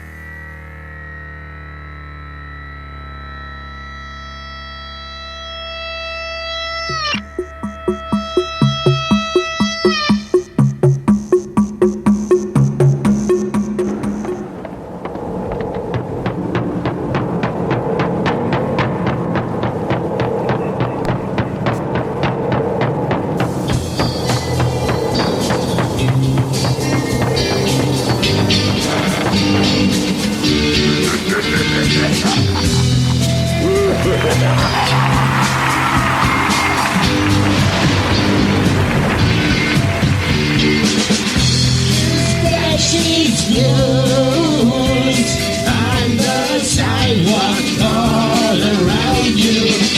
If the treat is scaring you, in the atmosphere, I think that hallucination is here. On the drum, hallucination. Paint your face a sickly green. Dress up for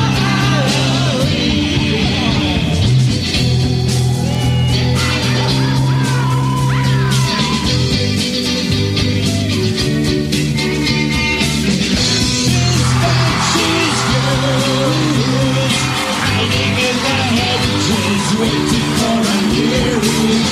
Trick or treat, that's eating you. Watch out for goblins, gobbling your mind. Halloween has come. Beating on the drum. Paint your face a sickly green. Dress up for Halloween.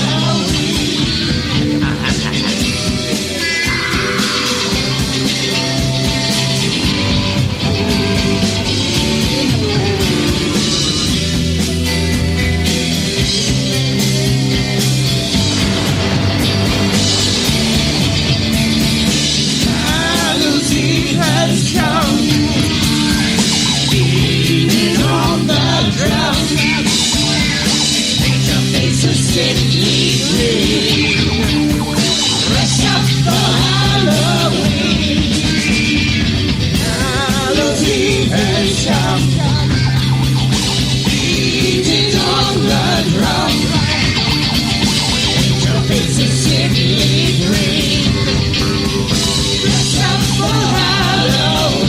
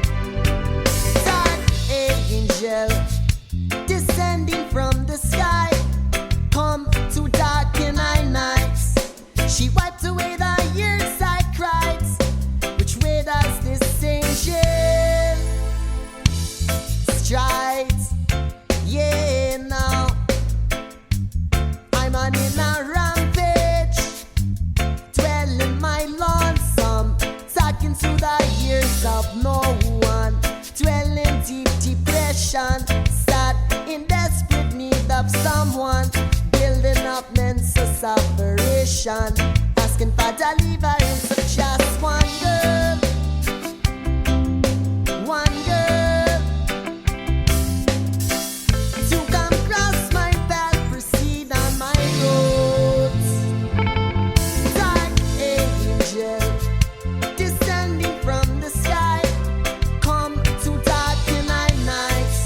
She wiped away the years I cried. Which way does this angel strike?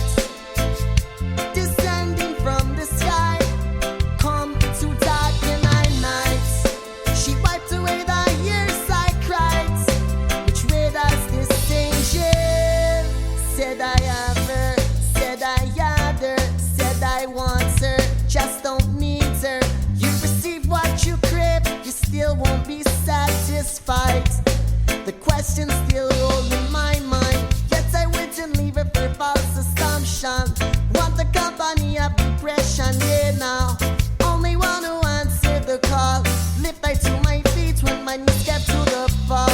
And it was just one girl. It was just one girl. So here I call. Dark angel descending from the sky, come to darken our nights. She wiped away the years I cried. Which way does this angel strike? Descending from the sky, come to darken our nights. She wiped away the years I cried. Which way does this angel stride now?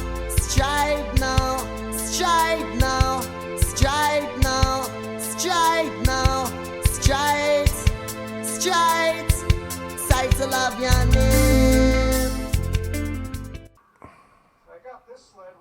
Live. And we are live on the Spreaker Underground Network, and this is the Spreaker Underground voice chat room. How you doing, Johnny? Right on, how you doing? Yeah, it works, man. This is groovy. This is awesome. This is far out groovy and fantastic. Where's Darren, the wimp? He wimped out on us. Get a job or something. Oh, Jesus. It's got to be nice to people and help them to their rooms. And man, what would you do if you were in that situation? Get fired. Probably trip someone, call them an asshole. I'd get fired for having a bad attitude, smelling like pot. Belligerents. They say, hey, Joe, like, it's not bad enough you got a bad attitude, but you got to smell like pot. And also, not on top of that, not keeping your personal self, groomed or things like that. Right? Yeah, well, I've been known to let myself go sometimes. I know I would. I'd fucking be really fucking long hair. When they first hired me, I'd have a nice haircut, and then I'd just let it grow till they fire me. I turned transgender while I was working there too, just to make things awkward for them.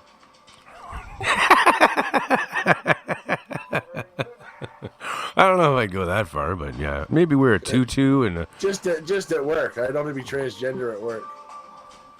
Show up, use the girls' bathroom.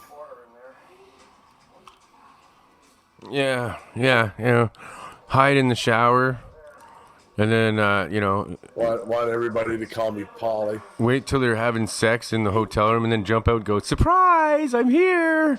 You're wearing a pink tutu, and you got a fairy wand with you, like a magic wand. I'll carry your bag, sir. I brought the puppets. Yeah, that would be cool. Where's Stabby? This was all your fault, man, that I did this. I don't know where Stabby is today. No, he's in there. He just got himself muted. Fucking guy. He's there. He just pulled his mute off and everything right now when I said his name. That's weird, eh? Yeah. Stabby, it's all your fault here, man. That I made this underground network. Now you're gonna have to put your fucking episodes in here too. Yeah, stabby. Fuck. I think I know how you can go live on here too. Everyone can go live too. I believe we can do it. I gotta do a little more research, but the same way that I did for the other network I was on, it gave me an idea. So if I give this code or machine thing or app, and then I you haven't put the right. fucked around with it much, but there's a way to add URLs too that are streaming live. You can link them. Yeah, but basically the URL or whatever. Yeah, we could link them so that they go together. Is that what you mean? Yeah, there's a way. I did it one time. There's a way that, like, if say you're broadcasting your show, if I want, I could take your URL and load it into the radio box and go live and just restream you without having to do anything. Like through my own cables or anything, like Radio Boss. If you go into your mic in, pretty sure it's mic in, your input. I'm pretty sure down bottom there's an option for inputs. Something in there, you can add URLs and stuff. Maybe Deb knows how to do it. Gosh, I don't think she uses Radio Boss. Oh, you can use all kinds of different apps to do this. Yeah, so. See ya. But like, yeah, and he was using Radio DJ, and then he gave me a thing called Butt, B-U-T-T, and that's all I used to and put it beside my Spreaker, and then you just type in the code, right? I think Debbie's used the Sam Broadcaster. The B-U-T-T one? Yeah, I'm not sure. Because she was, I know a month or so ago, she was looking for a copy of Sam because she needed it for that show she broadcast in England. Oh yeah, and so anyways, yeah, I think we can figure it out. And it shouldn't take much, and then you get the BUTT thing, and whenever you go live, you just type his little code in, and then you're live on this network station. So if anyone wants to just listen to the station, they'll hear all our shows coming through. Yeah. And we can put ads on there and split it up with everyone. I don't care if we get a little bit of money, we split it up. I'm trying to raise $25,000.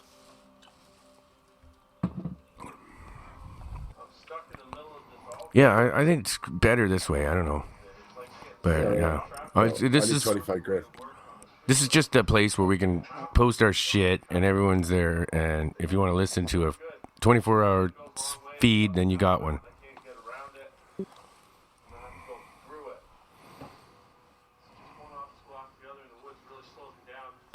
Oh boy, they're starting to fight. Deb and Stabby in the chat room. Oh no! Here we go. Okay, here we go. Rotting in a Catholic hell where he belongs.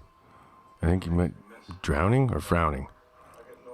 There is something wrong with you and your new stupid girlfriend.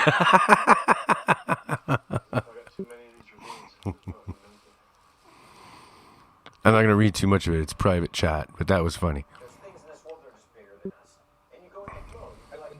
You working tonight, Wolfman? Yeah, man, but I spent all day on this, and we got now a 24/7 feed station. Can we play it live in the Discord? It's live right now from the Discord. I just went live with it. Nice. So you'll be playing the Discord live in the Discord. Yeah, I hear it in the Spreaker chat room. Yeah, man, it's groovy, eh?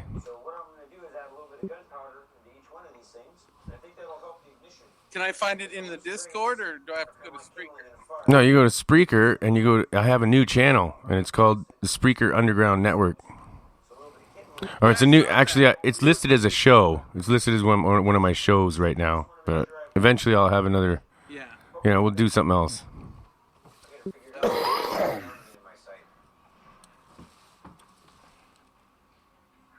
But it's not really a show; it's a channel because I've got it. So, but you have to reboot it every 3 hours. It'll shut down, and then you have to refresh your page to get back on because I don't have the 24/7. That's all you have to do. Yeah, so if you want to listen to it live, that's what you got to do. Yeah.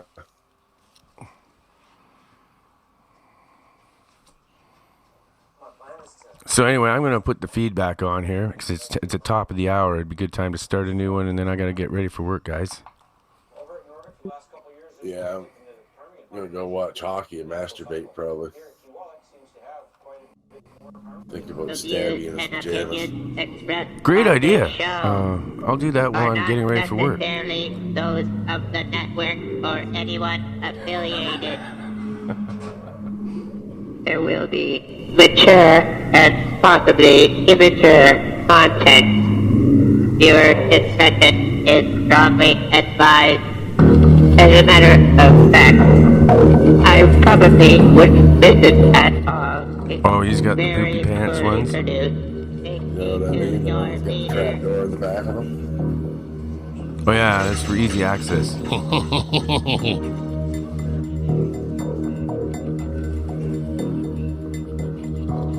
I used to have a pair of those when I was out west. I bet he puts pairs in his. One piece underwear, fucking out. They were the bomb. I could probably put a time pause in here and then you guys can stay there because I can't do the microphone button on. I'll figure out stuff like that later. For now, I'm gonna have to put the show back on and I'll talk to you guys later, alright? I'll be back. Oh yeah, and you could put songs on too when we're in here. I think it would work.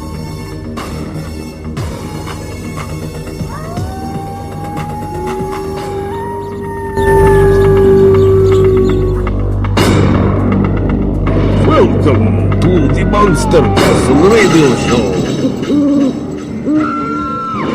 For the extreme paranormal listener. And here is your host, the Wolfman, the Mike.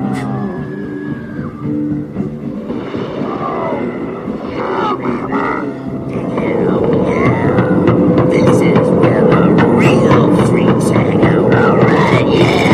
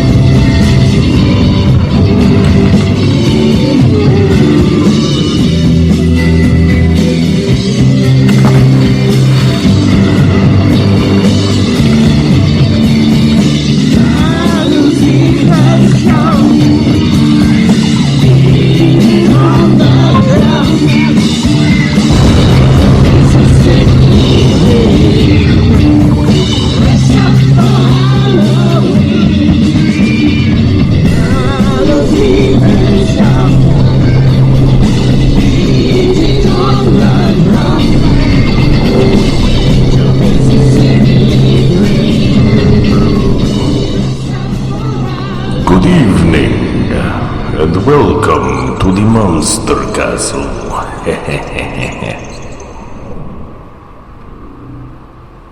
we are here on Monster Castle Paranormal. Welcome, everybody. Happy St. Patty's Day. I hope y'all are indulging in the sacred liquid of green-colored, possibly malted beverages or Irish whiskey. Yes, indeed. How you doing, Adam? Awesome, brother. And let's see, what do we got today? I believe I think we're just gonna go right into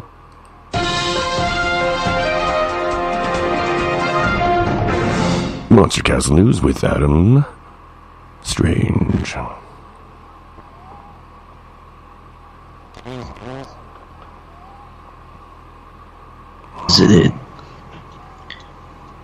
The rocky kraken of Antarctica. Last June, intrepid Google Maps explorers found what they believed was a sea monster near Antarctica.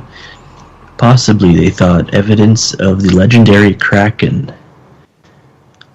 Like, unleash the kraken. According to Wikipedia, the Bishop of Bergen, Norway,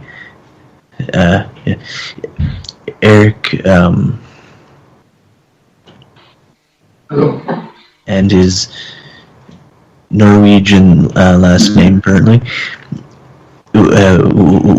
once claimed the monstrous many-armed kraken was so large that unsuspecting seafarers often mistook it for an island.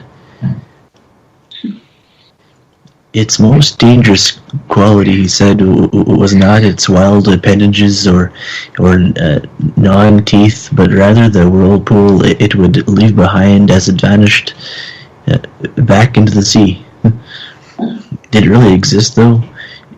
That's a conversation for another day, but the Google Maps image would at first glance offer a solid maybe. You can check it out for yourself at coordinates that I will be posting in the Spreaker chat room shortly. Nice. Unfortunately, while some may have allegedly mistaken the kraken for an island, sometimes it turns out islands are mistaken through kraken or other things. The strange anomaly, the kraken, because I'm not saying kraken enough, we see on Google Maps is an actual sail rock of the South Shetland Islands, coincidentally located right under a place called Deception Island. The 30-meter tail rock resembles a sail and itself has confused many seafarers into thinking it was actually a ship. To the satellites, the waving splashes against the rock almost look like waves from a creature rising out of the ocean. So the mystery is solved, I guess. Another alleged sea monster was discovered on Google Maps back in 2014. This one appeared as a long snake-like shadow in the water, but was quickly dismissed as nothing more than the wake of a tiny boat barely visible on the satellite image. Of course, these ordinary explanations are what you'd expect from those who'd seek to conceal the existence of sea monsters and other bizarre phenomena. Just rocks? Just wakes? Likely stories. And that is the news. Awesome, thank you. That was pretty groovy, man. So there's like, I kind of misunderstood. They solved, There is no Kraken? Is that what I take out of that? The jury, I guess, is still out on that one. Wow. Okay. Shout outs to Eric and Spreaker chat room, who's sending us a donation to Monster Castle Paranormal. Thank you, Eric. We really need it right now. Internet charges are due tomorrow. Thank you. Oh man, that really helps me out, actually. And for everyone out there, I just posted the coordinates in Spreaker chat. Okay. Now, I believe we have to introduce our guests. Now, tonight we have Gordon Roop with us. Gordon, are you there? Hey. How are you? I am cool in the gang, brother. How are you? Oh, awesome, man. And we have Ellen Doherty from Mysterious Holidays. She's back. Hello. How are you? Great. It's fantastic to have you. It's great to be here. All Hi, right. Gordon. Hey, how you doing, Ellen? Great, thanks. How are you? I'm not dead yet. No, me neither. But the dead is your business, though, right? Yeah. What part of Ireland are you in? We're in the southeast corner down in Wexford. So it's like 4 a.m., 5 a.m. there? Yes, and I just get the impression that your hour changed since the last time we spoke. Did it?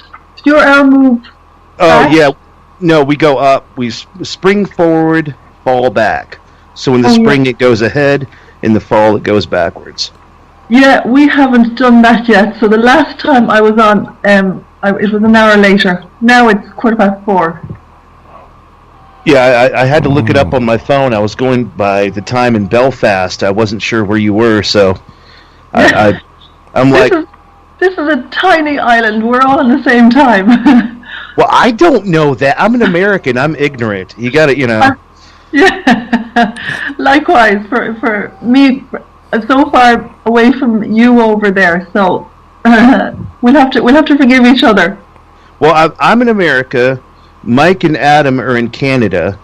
Yeah. So this is truly an international flavor show going on. Yeah, great. Oh yeah, and hey, Gordon, could you tell us a little bit? Tell the audience a little bit about yourself. He's an author, and I is a writer. I write mainly nonfiction, historical pieces. My last book was called The Wrong Tombstone, about the assassination of Abraham Lincoln and how John Wilkes Booth possibly survived that day in the barn where he supposedly was killed. I've written about the JFK assassination. I've written about Jonestown, Reverend Jim Jones, and his cool. I've written about Heaven's Gate, which is a similar cult. Do you happen to have the recipe for purple Kool-Aid then? You know what? The purple? No. The red? Yeah. But today it would be green, wouldn't it? So we'd have to change that up too. Oh, people are asking if you're a guest co-host tonight. Yes, I suppose. But he's really just a guest. But you can do whatever you want with us tonight. I ask questions. Yeah, That's my job. People can ask you questions as well. You're exactly an authority on history and many other things. But yeah, I wouldn't say authority, but thank you. That's okay, the nicest thing anyone's said to me all day. Well, there you go. And Darren, are you there? Yes, I am. Can you hear me? Yeah, we can. How you doing, buddy? Good. Made it home just in time. Oh, wow. Cool. So, Ellen, happy St. Paddy's Day. Do you guys have... Thank you. You do? Thank you. And for us, it's all over. I was in bed and I had to get up. Yeah, but I did tell you to get drunk tonight, didn't I? You did, and I am. Oh, right on! Beautiful. You did? Party I am. I take my orders very literally. What about your husband? Is he up with you or no? No, I left him in bed. Oh, he was asleep. He is getting up in 2 hours to milk a Oh, herd of that's cows. right. Yeah, he's got to get up. So he couldn't get drunk too. No, but we put them out eating green grass today, so they'll have green milk. Did you have an Irish coffee, or what did you start off with? Well, there's a thing. Did you know that the Pope where does he live in Italy drinks a wee drop of what do you call that? There's a green liqueur. Oh, I can't think of the name of it. Absinthe? But anyway, no. That was the first thing that came to mind. I'm like, absinthe? No, That came to my mind as well. Anyway, we started with a drop of that yesterday morning. Well, I would imagine Irish coffee in Ireland isn't Irish coffee; it's just coffee, right? I mean, yeah, that's an Americanization of it. Yeah, we have. People still make poaching. Poaching is illegal. It's what they used to brew from anything they could. Like they used to brew it from potatoes, barley. So it's an illegal alcohol that they made in ditches or in their backyards or somewhere. And the excise man used to come and look for them and find them and send them to jail. So people still make it, and that's what you should really put in Irish coffee. Wow, now if I recall correctly, that's like it's a liqueur, but it's like super thick, right? Yeah, and it's not that it's thick; it's just that it's very high in alcohol because people didn't know what they were doing and they didn't know how to regulate it, so it was always lethal. Wow, now that part I didn't know. There you are. Ugh. I've never wanted to be that drunk ever. Yeah, but you only put a little bit in. Oh, that sounds great. So did you drink any green? Do they drink green beer up there or anything? No, do you know what? That started in America. Yeah, I wondered that. Yeah, they started to copy it now. You can get green beer in certain places. It doesn't appeal to me. Well, I don't like beer anyway, so I wouldn't be drinking it. But Is St. Paddy's Day a big deal over there? I heard it's not like it is in America. Well, you see, you have much bigger populations, so over there everything is bigger than it is here. But it is a big deal here still. It's the national day, and it's a bank holiday here, and only a few people work, so everybody goes to a parade, especially if they have children. Okay. So it is a big deal. Oh, they have a parade and everything. Yeah, they have. Years ago, when I was a child, they only had a parade in cities and towns. Now they're in every village all over the country. And I've moved to the country. I used to live in Dublin, so I've moved to the country. But you know what? The little parades in small places are great because you know everybody. So you know the person coming along with his tractor, pulling a float, and whatever theme is involved, you understand it. Yeah. So it's not like in Dublin where you've got to apply to be part of the parade and you're anonymous. Well, with St. Patrick, I mean, with him being celebrated in Ireland, because he was a bishop, wasn't he? Yeah, but do you know something? He was a bishop, apparently. He was kidnapped by slavers and he was brought over here, and there's a dispute about whether he's from the north of France or from Wales. Anyway, wherever he was from, he arrived here and he was minding sheep, and he used to pray every day that he'd get home, and several years later he did get home. But I heard something interesting about him the other day, and it was that he was married. So apparently there was this wife, and they have a name for her and everything. So that's new to me. That's kind of interesting. How can the first married priest? Yeah, how can a supposedly Catholic priest be married? Well, yeah, I don't know. But there's also the what is it? The theory of two Patricks, because it's like after he was kidnapped by the pirates, it wasn't the same Patrick that came back, or I don't remember. I remember bits and pieces, but oh, yeah, I haven't heard. I don't know. we still like to think that the real Patrick came back. Yeah, I'm going by memory because my great grandmother was fresh off the boat. She was from Enniskillen.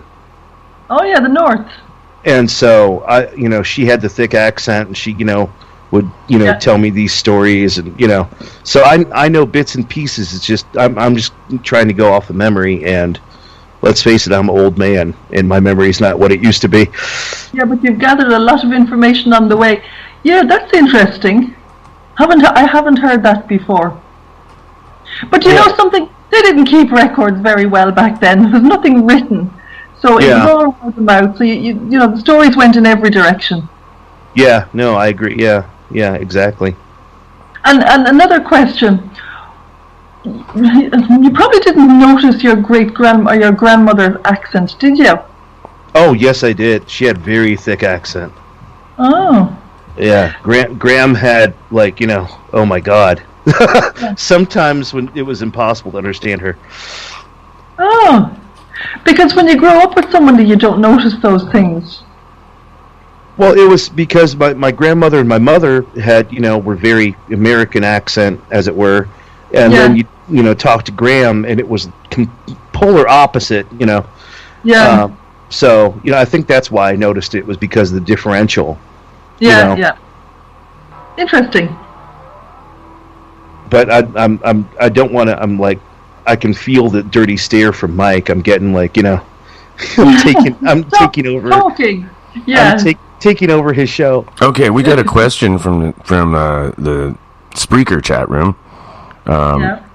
And it's is it true about the Mick, the abbreviation before the last name, like Mick, and the C is if it's up at the top, then you're from the north, and if the C is at bottom, then you're from the south? Do you know what I'm talking about? No, never heard anything about MC, the you abbreviate, say like McDonald's, and if the C is near the top of the M, or the no, that's not true. Eh? No, that could not happen if you just think about it. Because years ago, when we had Mick at the top and Mick at the bottom, they would have been writing by hand. Then they got typewriters. They didn't make typewriters. No. That's a myth.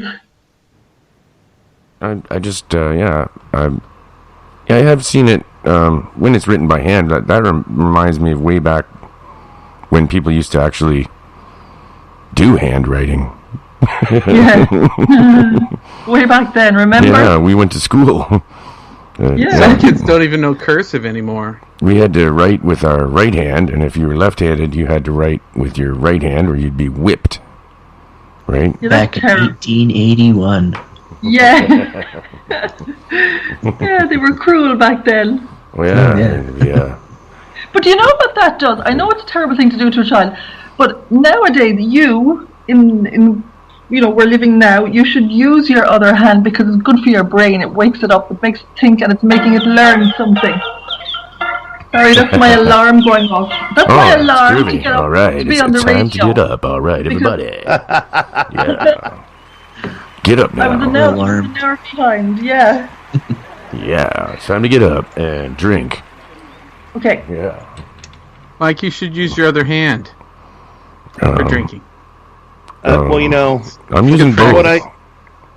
From what I hear, Mike's used to using his other hand, but that's for other things. No, actually, I'm double fisting it tonight. I've got a beer in each hand, and they're both green. Why are both your hands green? Left hand tonight drinking. Actually, they weren't green, but I left them out a little too long. Sitting out, so started turning. Anyone have a green thumb? I don't want to waste it. Oh, see, there's Adam. Yeah, green thumb. See? Oh yeah. So I want to ask you, Ellen, about this myth from Ireland. What are they called again? Gordon? Oh, Jesus Christ! Silkies? Silkies. No, he's in the sky. Sulky. Oh, sulkies. Yeah. Oh my God, have you heard about sulkies? Oh, before we go on to sulkies, you seem to get, my brother lives in America, so I get this from him. So you seem to find out all these things about, that's travelers. That's a traveler custom. He was talking to me a couple of years ago, and he was saying that there was an article over there about Irish communions and the way the children were dressed like little brides. Do you know what I'm talking about? For Catholic communion, yeah. Yeah, and it's a traveller custom, and those kids would have been making their communion because they go. You want to see what they do. It's incredible. Anyway, sulkies is a traveller custom, and a sulky is usually one man on a two-wheeled cart, and a pony will pull it, and they have races, and they take over the roads. Like there could be 4 or 5 of them abreast on a road. And they're extremely dangerous. And there's an awful lot of that down in Limerick. Limerick is in the southwest of the country. And they just take over the whole road. And it's a huge cultural thing for them. The one that we were referring to was the myth of the seal that turns into a woman once it hits land. Is that Irish? Actually, it's listed as Irish and Scottish. Yeah. Yeah, that would make sense. Because all day he's been bothering me. He's like, I don't know what it's a thing with the seal. And I'm okay. I'll look into it. Oh, no, it could be more of a Scottish thing than an Irish thing, because I've heard of it, but I don't know anything about it. See, I hadn't heard of it before today, so because I've heard of like the water fairies and the sirens and the banshees and traditional Irish folklore, but I'd never heard of a selkie. Well, I didn't either as Irish. Oh, okay. See, we're okay. And I've just Googled sulky, and everything that comes up is those two-wheel carts that I'm talking about. Really? Yeah. Interesting. So, what did you learn about it, Gordon? When I was the one who asked Gordon earlier before the show about this, and I think you looked it up, right, bro? Yeah. Because the Wikipedia page is spelled Selkie. Mythological creatures found in Irish, Scottish folklore. Similar creatures are also described in Icelandic traditions. Selkies are said to live as seals in the sea, but shed their skin to become human on land. Yeah, that's what I've heard before. I was just wondering if Ellen had heard of that. What about you, Adam? You're I'm going to post the Irish Wikipedia thing in the chat room. Right on. Okay. You can also post on #47Talk on Twitter, which I should probably check into and see who's all there. I haven't checked yet. Yeah, so it's Selkie. Selkie. Yeah, interesting. What about you, Adam? Have you heard of that? I can't say that I have, no. 'Cause you've got some Irish background too, haven't you? Yeah, I have. I'm 43% Irish yet. How did you figure out 43%? Like, did you measure your DNA or something? I did actually. Yeah. Does that mean you like to fight?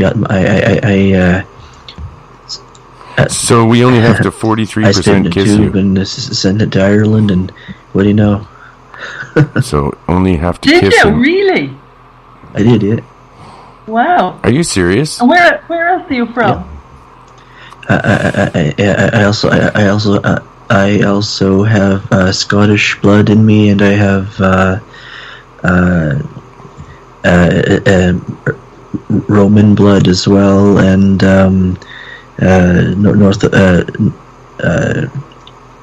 Native American blood as well, and French, British, German, Norwegian, all over the place. You're a complete mongrel. So you drink a lot of blood. Roman, that's not pretty really. cool. Oh. Anyways, my brother did that, and we're pretty much the same. I guess I don't really need to do it because my brother did it, and we had some ancestors from like Israel area, Wow. which I found fascinating. I was surprised. Yeah. Where's Jeff Well, yeah, tonight, 'cause- Darren? Do you know where Jeff is? Jeff the Grey, where are He you? said he might make an appearance. He's working tonight. Tomorrow night's the night he usually can do more. He said he never woke up last week. He Yeah. was so tired. He's been. But he'll be back tomorrow. He'll be on tonight too, I think. I figured He said he'd be out, revelry and, He's and working. He's got to working. work. But he's gonna Oh, call. Man. Well, I hope when he calls, he gets a few Irish whiskeys in him. I wanted to ask. I do want to say something kind of on a serious note. Alrighty then. If it's Well, okay with everybody you be guys. serious. That's pretty hard for us to do on this show. Outright. Everybody okay, try we'll to try be to get serious. serious here. Okay, hang on. I'm concentrating. Okay, go ahead. This past week, a friend of mine, Alan Janowski, passed away, and he was a celebrated writer. He wrote a piece about 9/11, the Twin Towers that got recognized by President Bush himself. But he passed away at the young age of 55, and yesterday was his birthday. And today, and sadly enough, today was his funeral. So I just wanted to say a personal, condolences to his family and how much he was respected by his peers and how much he'll be missed. That's all I didn't want to take the show down, but sorry. Now, let's have a cheers to him. Oh, cheers. Cheers to Alan. All right. Yeah. Cheers, buddy. Yeah. Cheers. All right. Yeah. Yeah. Okay. Catalina from Spreaker chat room says there was a movie about these silkies, or selkies, with Colin Farrell in it. Anybody know what that was called? Yeah. Let's see. I don't know. Colin, how do you spell it? Farrell? Okay, never mind. COLINFARRELL. It was made in 2009. It was called Ondine, Ondine, O-N-D-I-N-E. Oh, it must be the name, is it, of the woman? movie. I'm not sure. It's a romantic drama written and directed by Neil Jordan. Oh, wow. And again, I'll just put that in the chat room. That way everybody could be like, okay. See, okay, so Catalina, I appeased her. She said that's it. So, wow, I'm like all kinds of useful tonight. It's weird. My wife would be so proud. You're awesome, buddy. So, do you know anything about the history of St. Paddy's Day in America, Gordon? I'm not too. I know more about it from the old country, from when Graham used to tell stories about it. Because there's nothing like hearing a story about a 9-year-old girl getting drunk. You just don't forget that. That didn't happen. What are you talking about? No, because they'd pass the mosh. Yeah.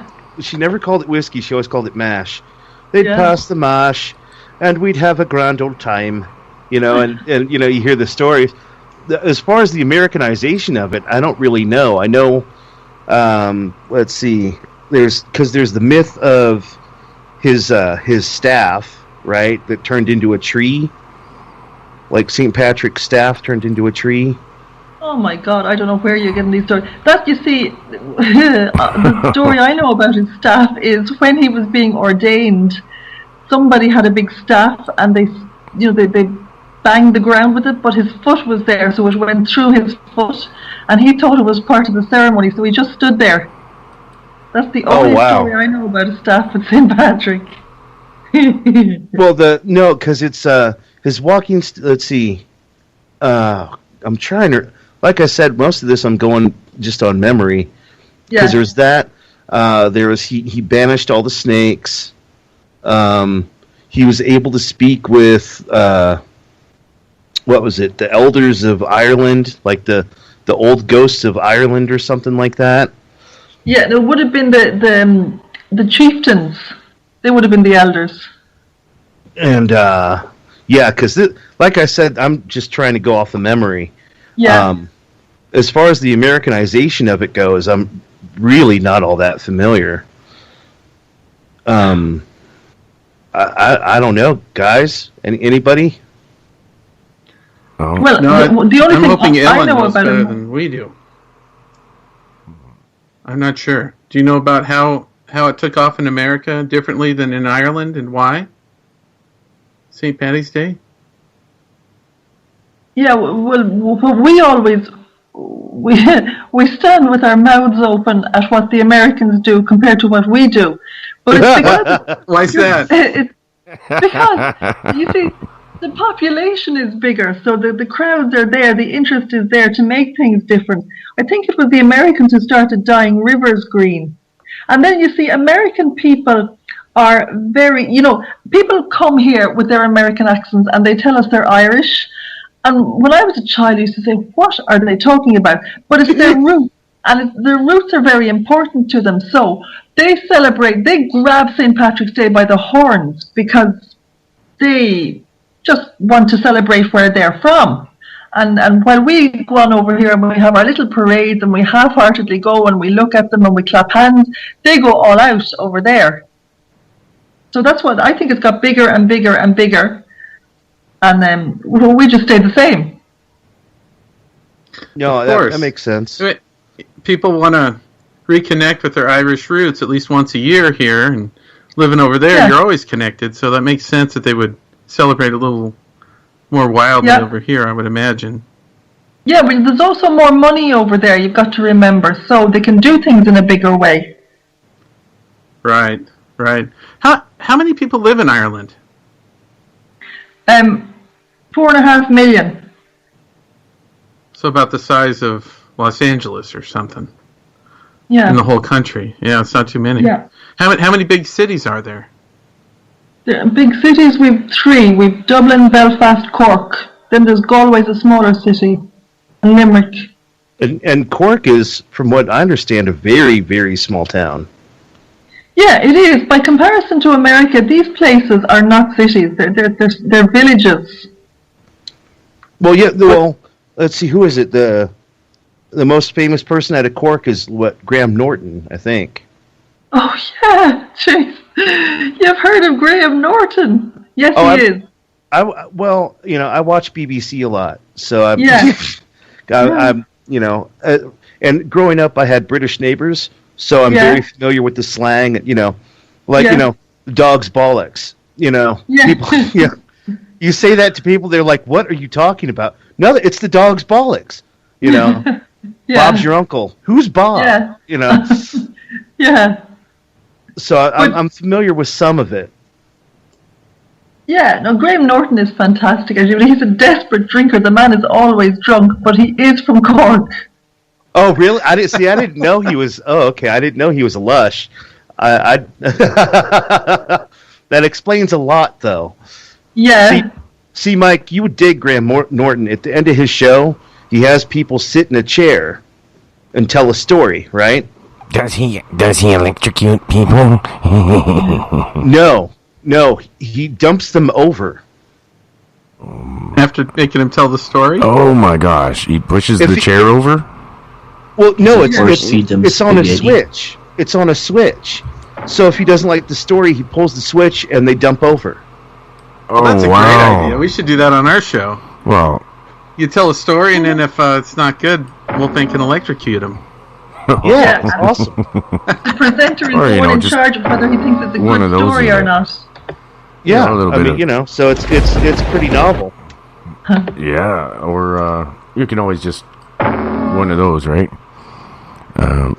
Anyways, I wanna say thanks to everyone who gave their positive healing vibrations out to my mom, who had a heart attack last Sunday, and she's recovering very well in London, Ontario. And if anyone wants to send positive vibes out there, send them to Victoria Hospital in London, and her name is Loretta, in the cardiac unit there. So wishing her all the best. Wolfman, do you know what happened? Did she have a blocked artery? Yeah, it was a blockage. They had to do double bypass. Okay. They put And she's fine. She made it. She everything's good. She's recovering very well. She's already she's a nut. She's already joking with the staff. She's a nut. Everybody that I know that has survived the bypass surgery itself lives to be very, very old. I mean, bypasses are amazing. Absolutely amazing. I have an uncle that had a triple bypass when he was 30 or 35, and he's like in almost 80 now. And that was like when they first started doing them. So I bet she'll be fine. Yeah, wish her all the best. Yeah, thanks so much, everybody. Really appreciate it. All your support through this. I can't believe how many people reached out to me, and thank you so much. I don't know how to say it, but when I had so much support behind this and that, I gotta say it brought tears in my eyes a couple times. Oh. So. She feel well soon. Yeah, and she's probably gonna recover really quickly because she's got a great attitude and a sense of humor, and they'll probably want to get her out of there before she drives everyone nuts. So they'll work really hard at it, Michael. All right, okay. What we should do next is we're going to take a short break, and I believe I've got something lined up here. Where is it now? I picked something out really groovy for St. Paddy's Day. Music from, let's see what we got. All right. Oh, here we go. And, interesting. You broke it, didn't you? It sounds like a broken record. My lord, it's a broken record, and this is the Dropkick Murphys. I'm shipping up to Boston. We'll be right back on Monster Castle Paranormal. All right.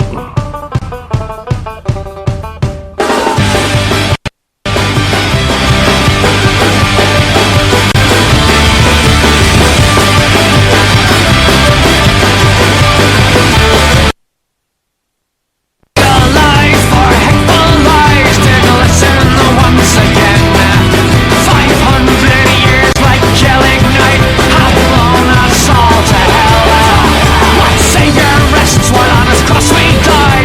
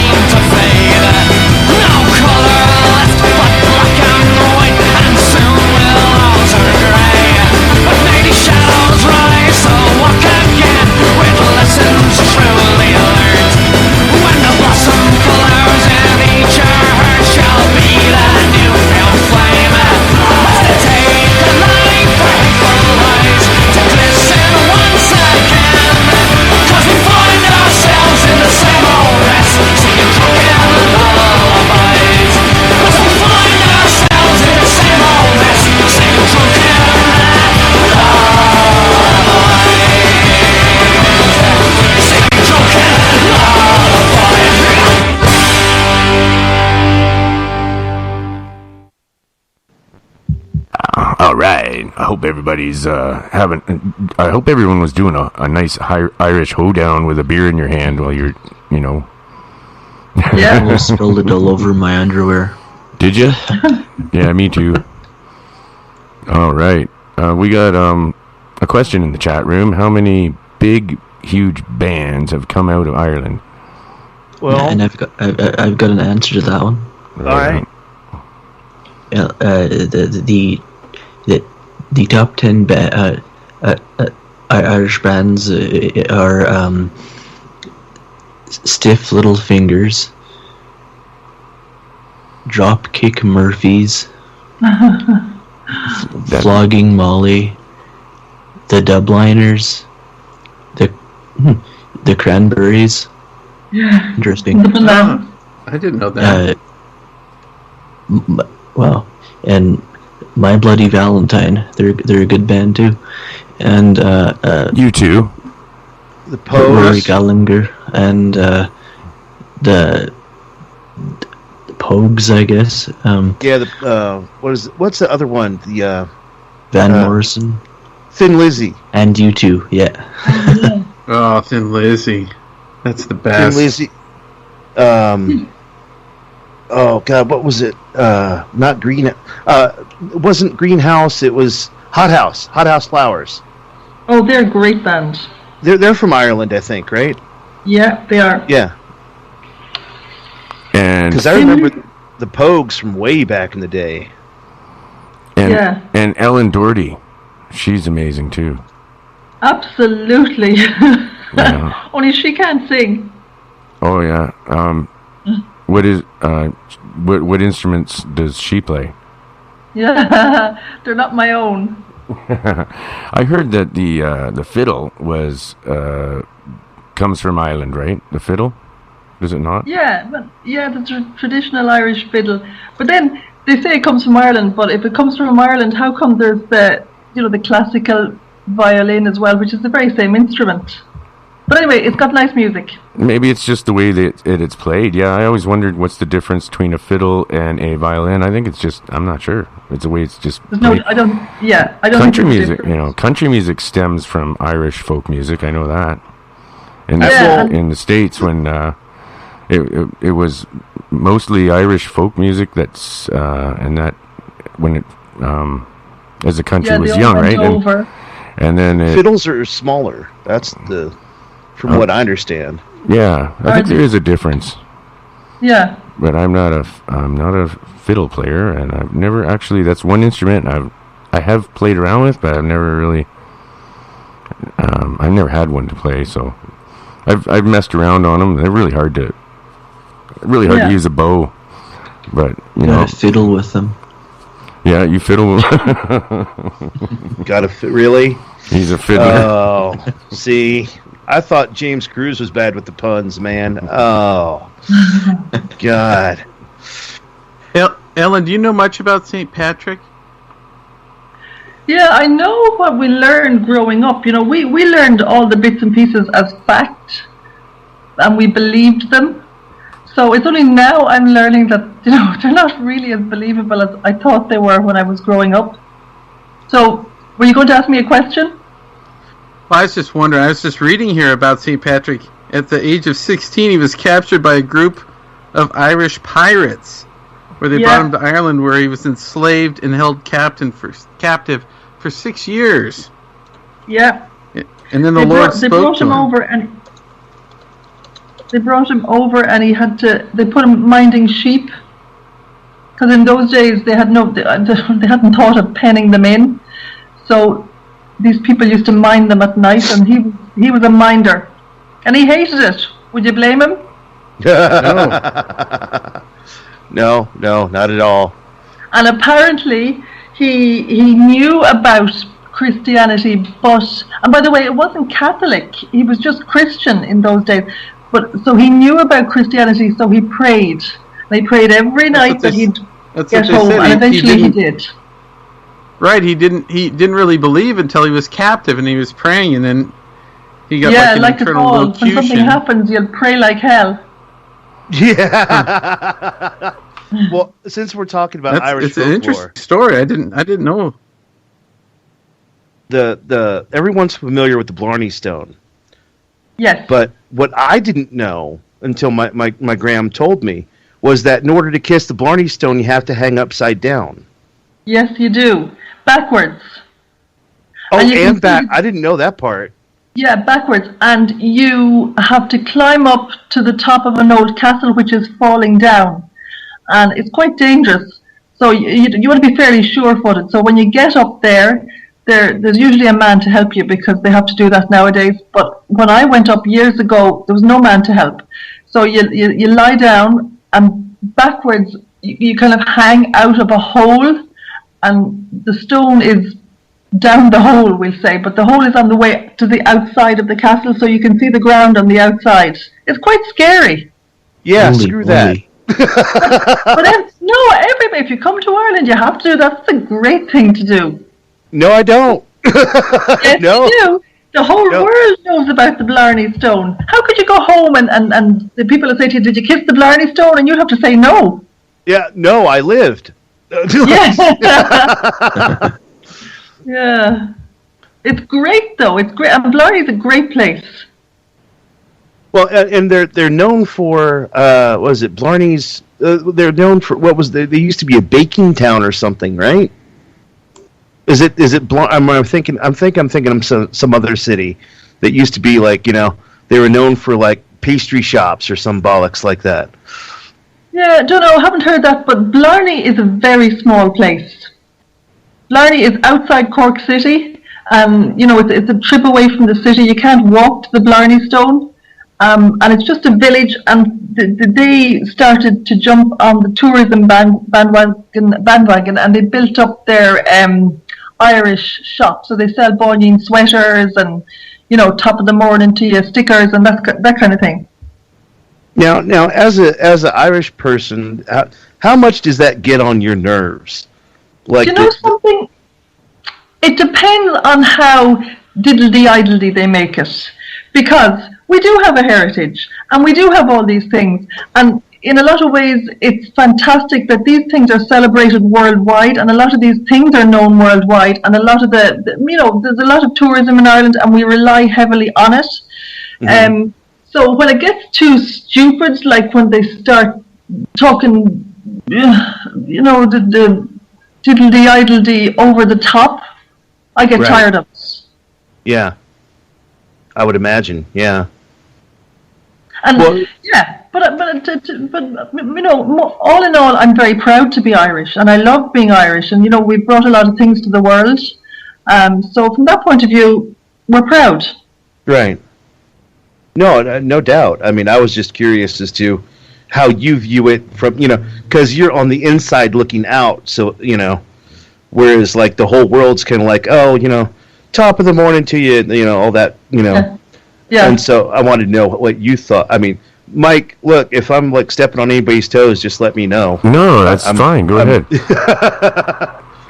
can just No, have a cup of you're on a coffee, roll. we You did talk. great. Yeah. Well, we were talking earlier about, what mythical creatures to talk about, and you'd mentioned leprechauns.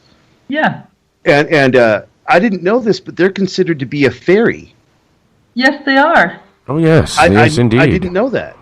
Yeah, they were kind of banished underground, or wasn't it a branch of the little people, and they were banished, or they fell out and they went off and formed their own branch, and now we have leprechauns.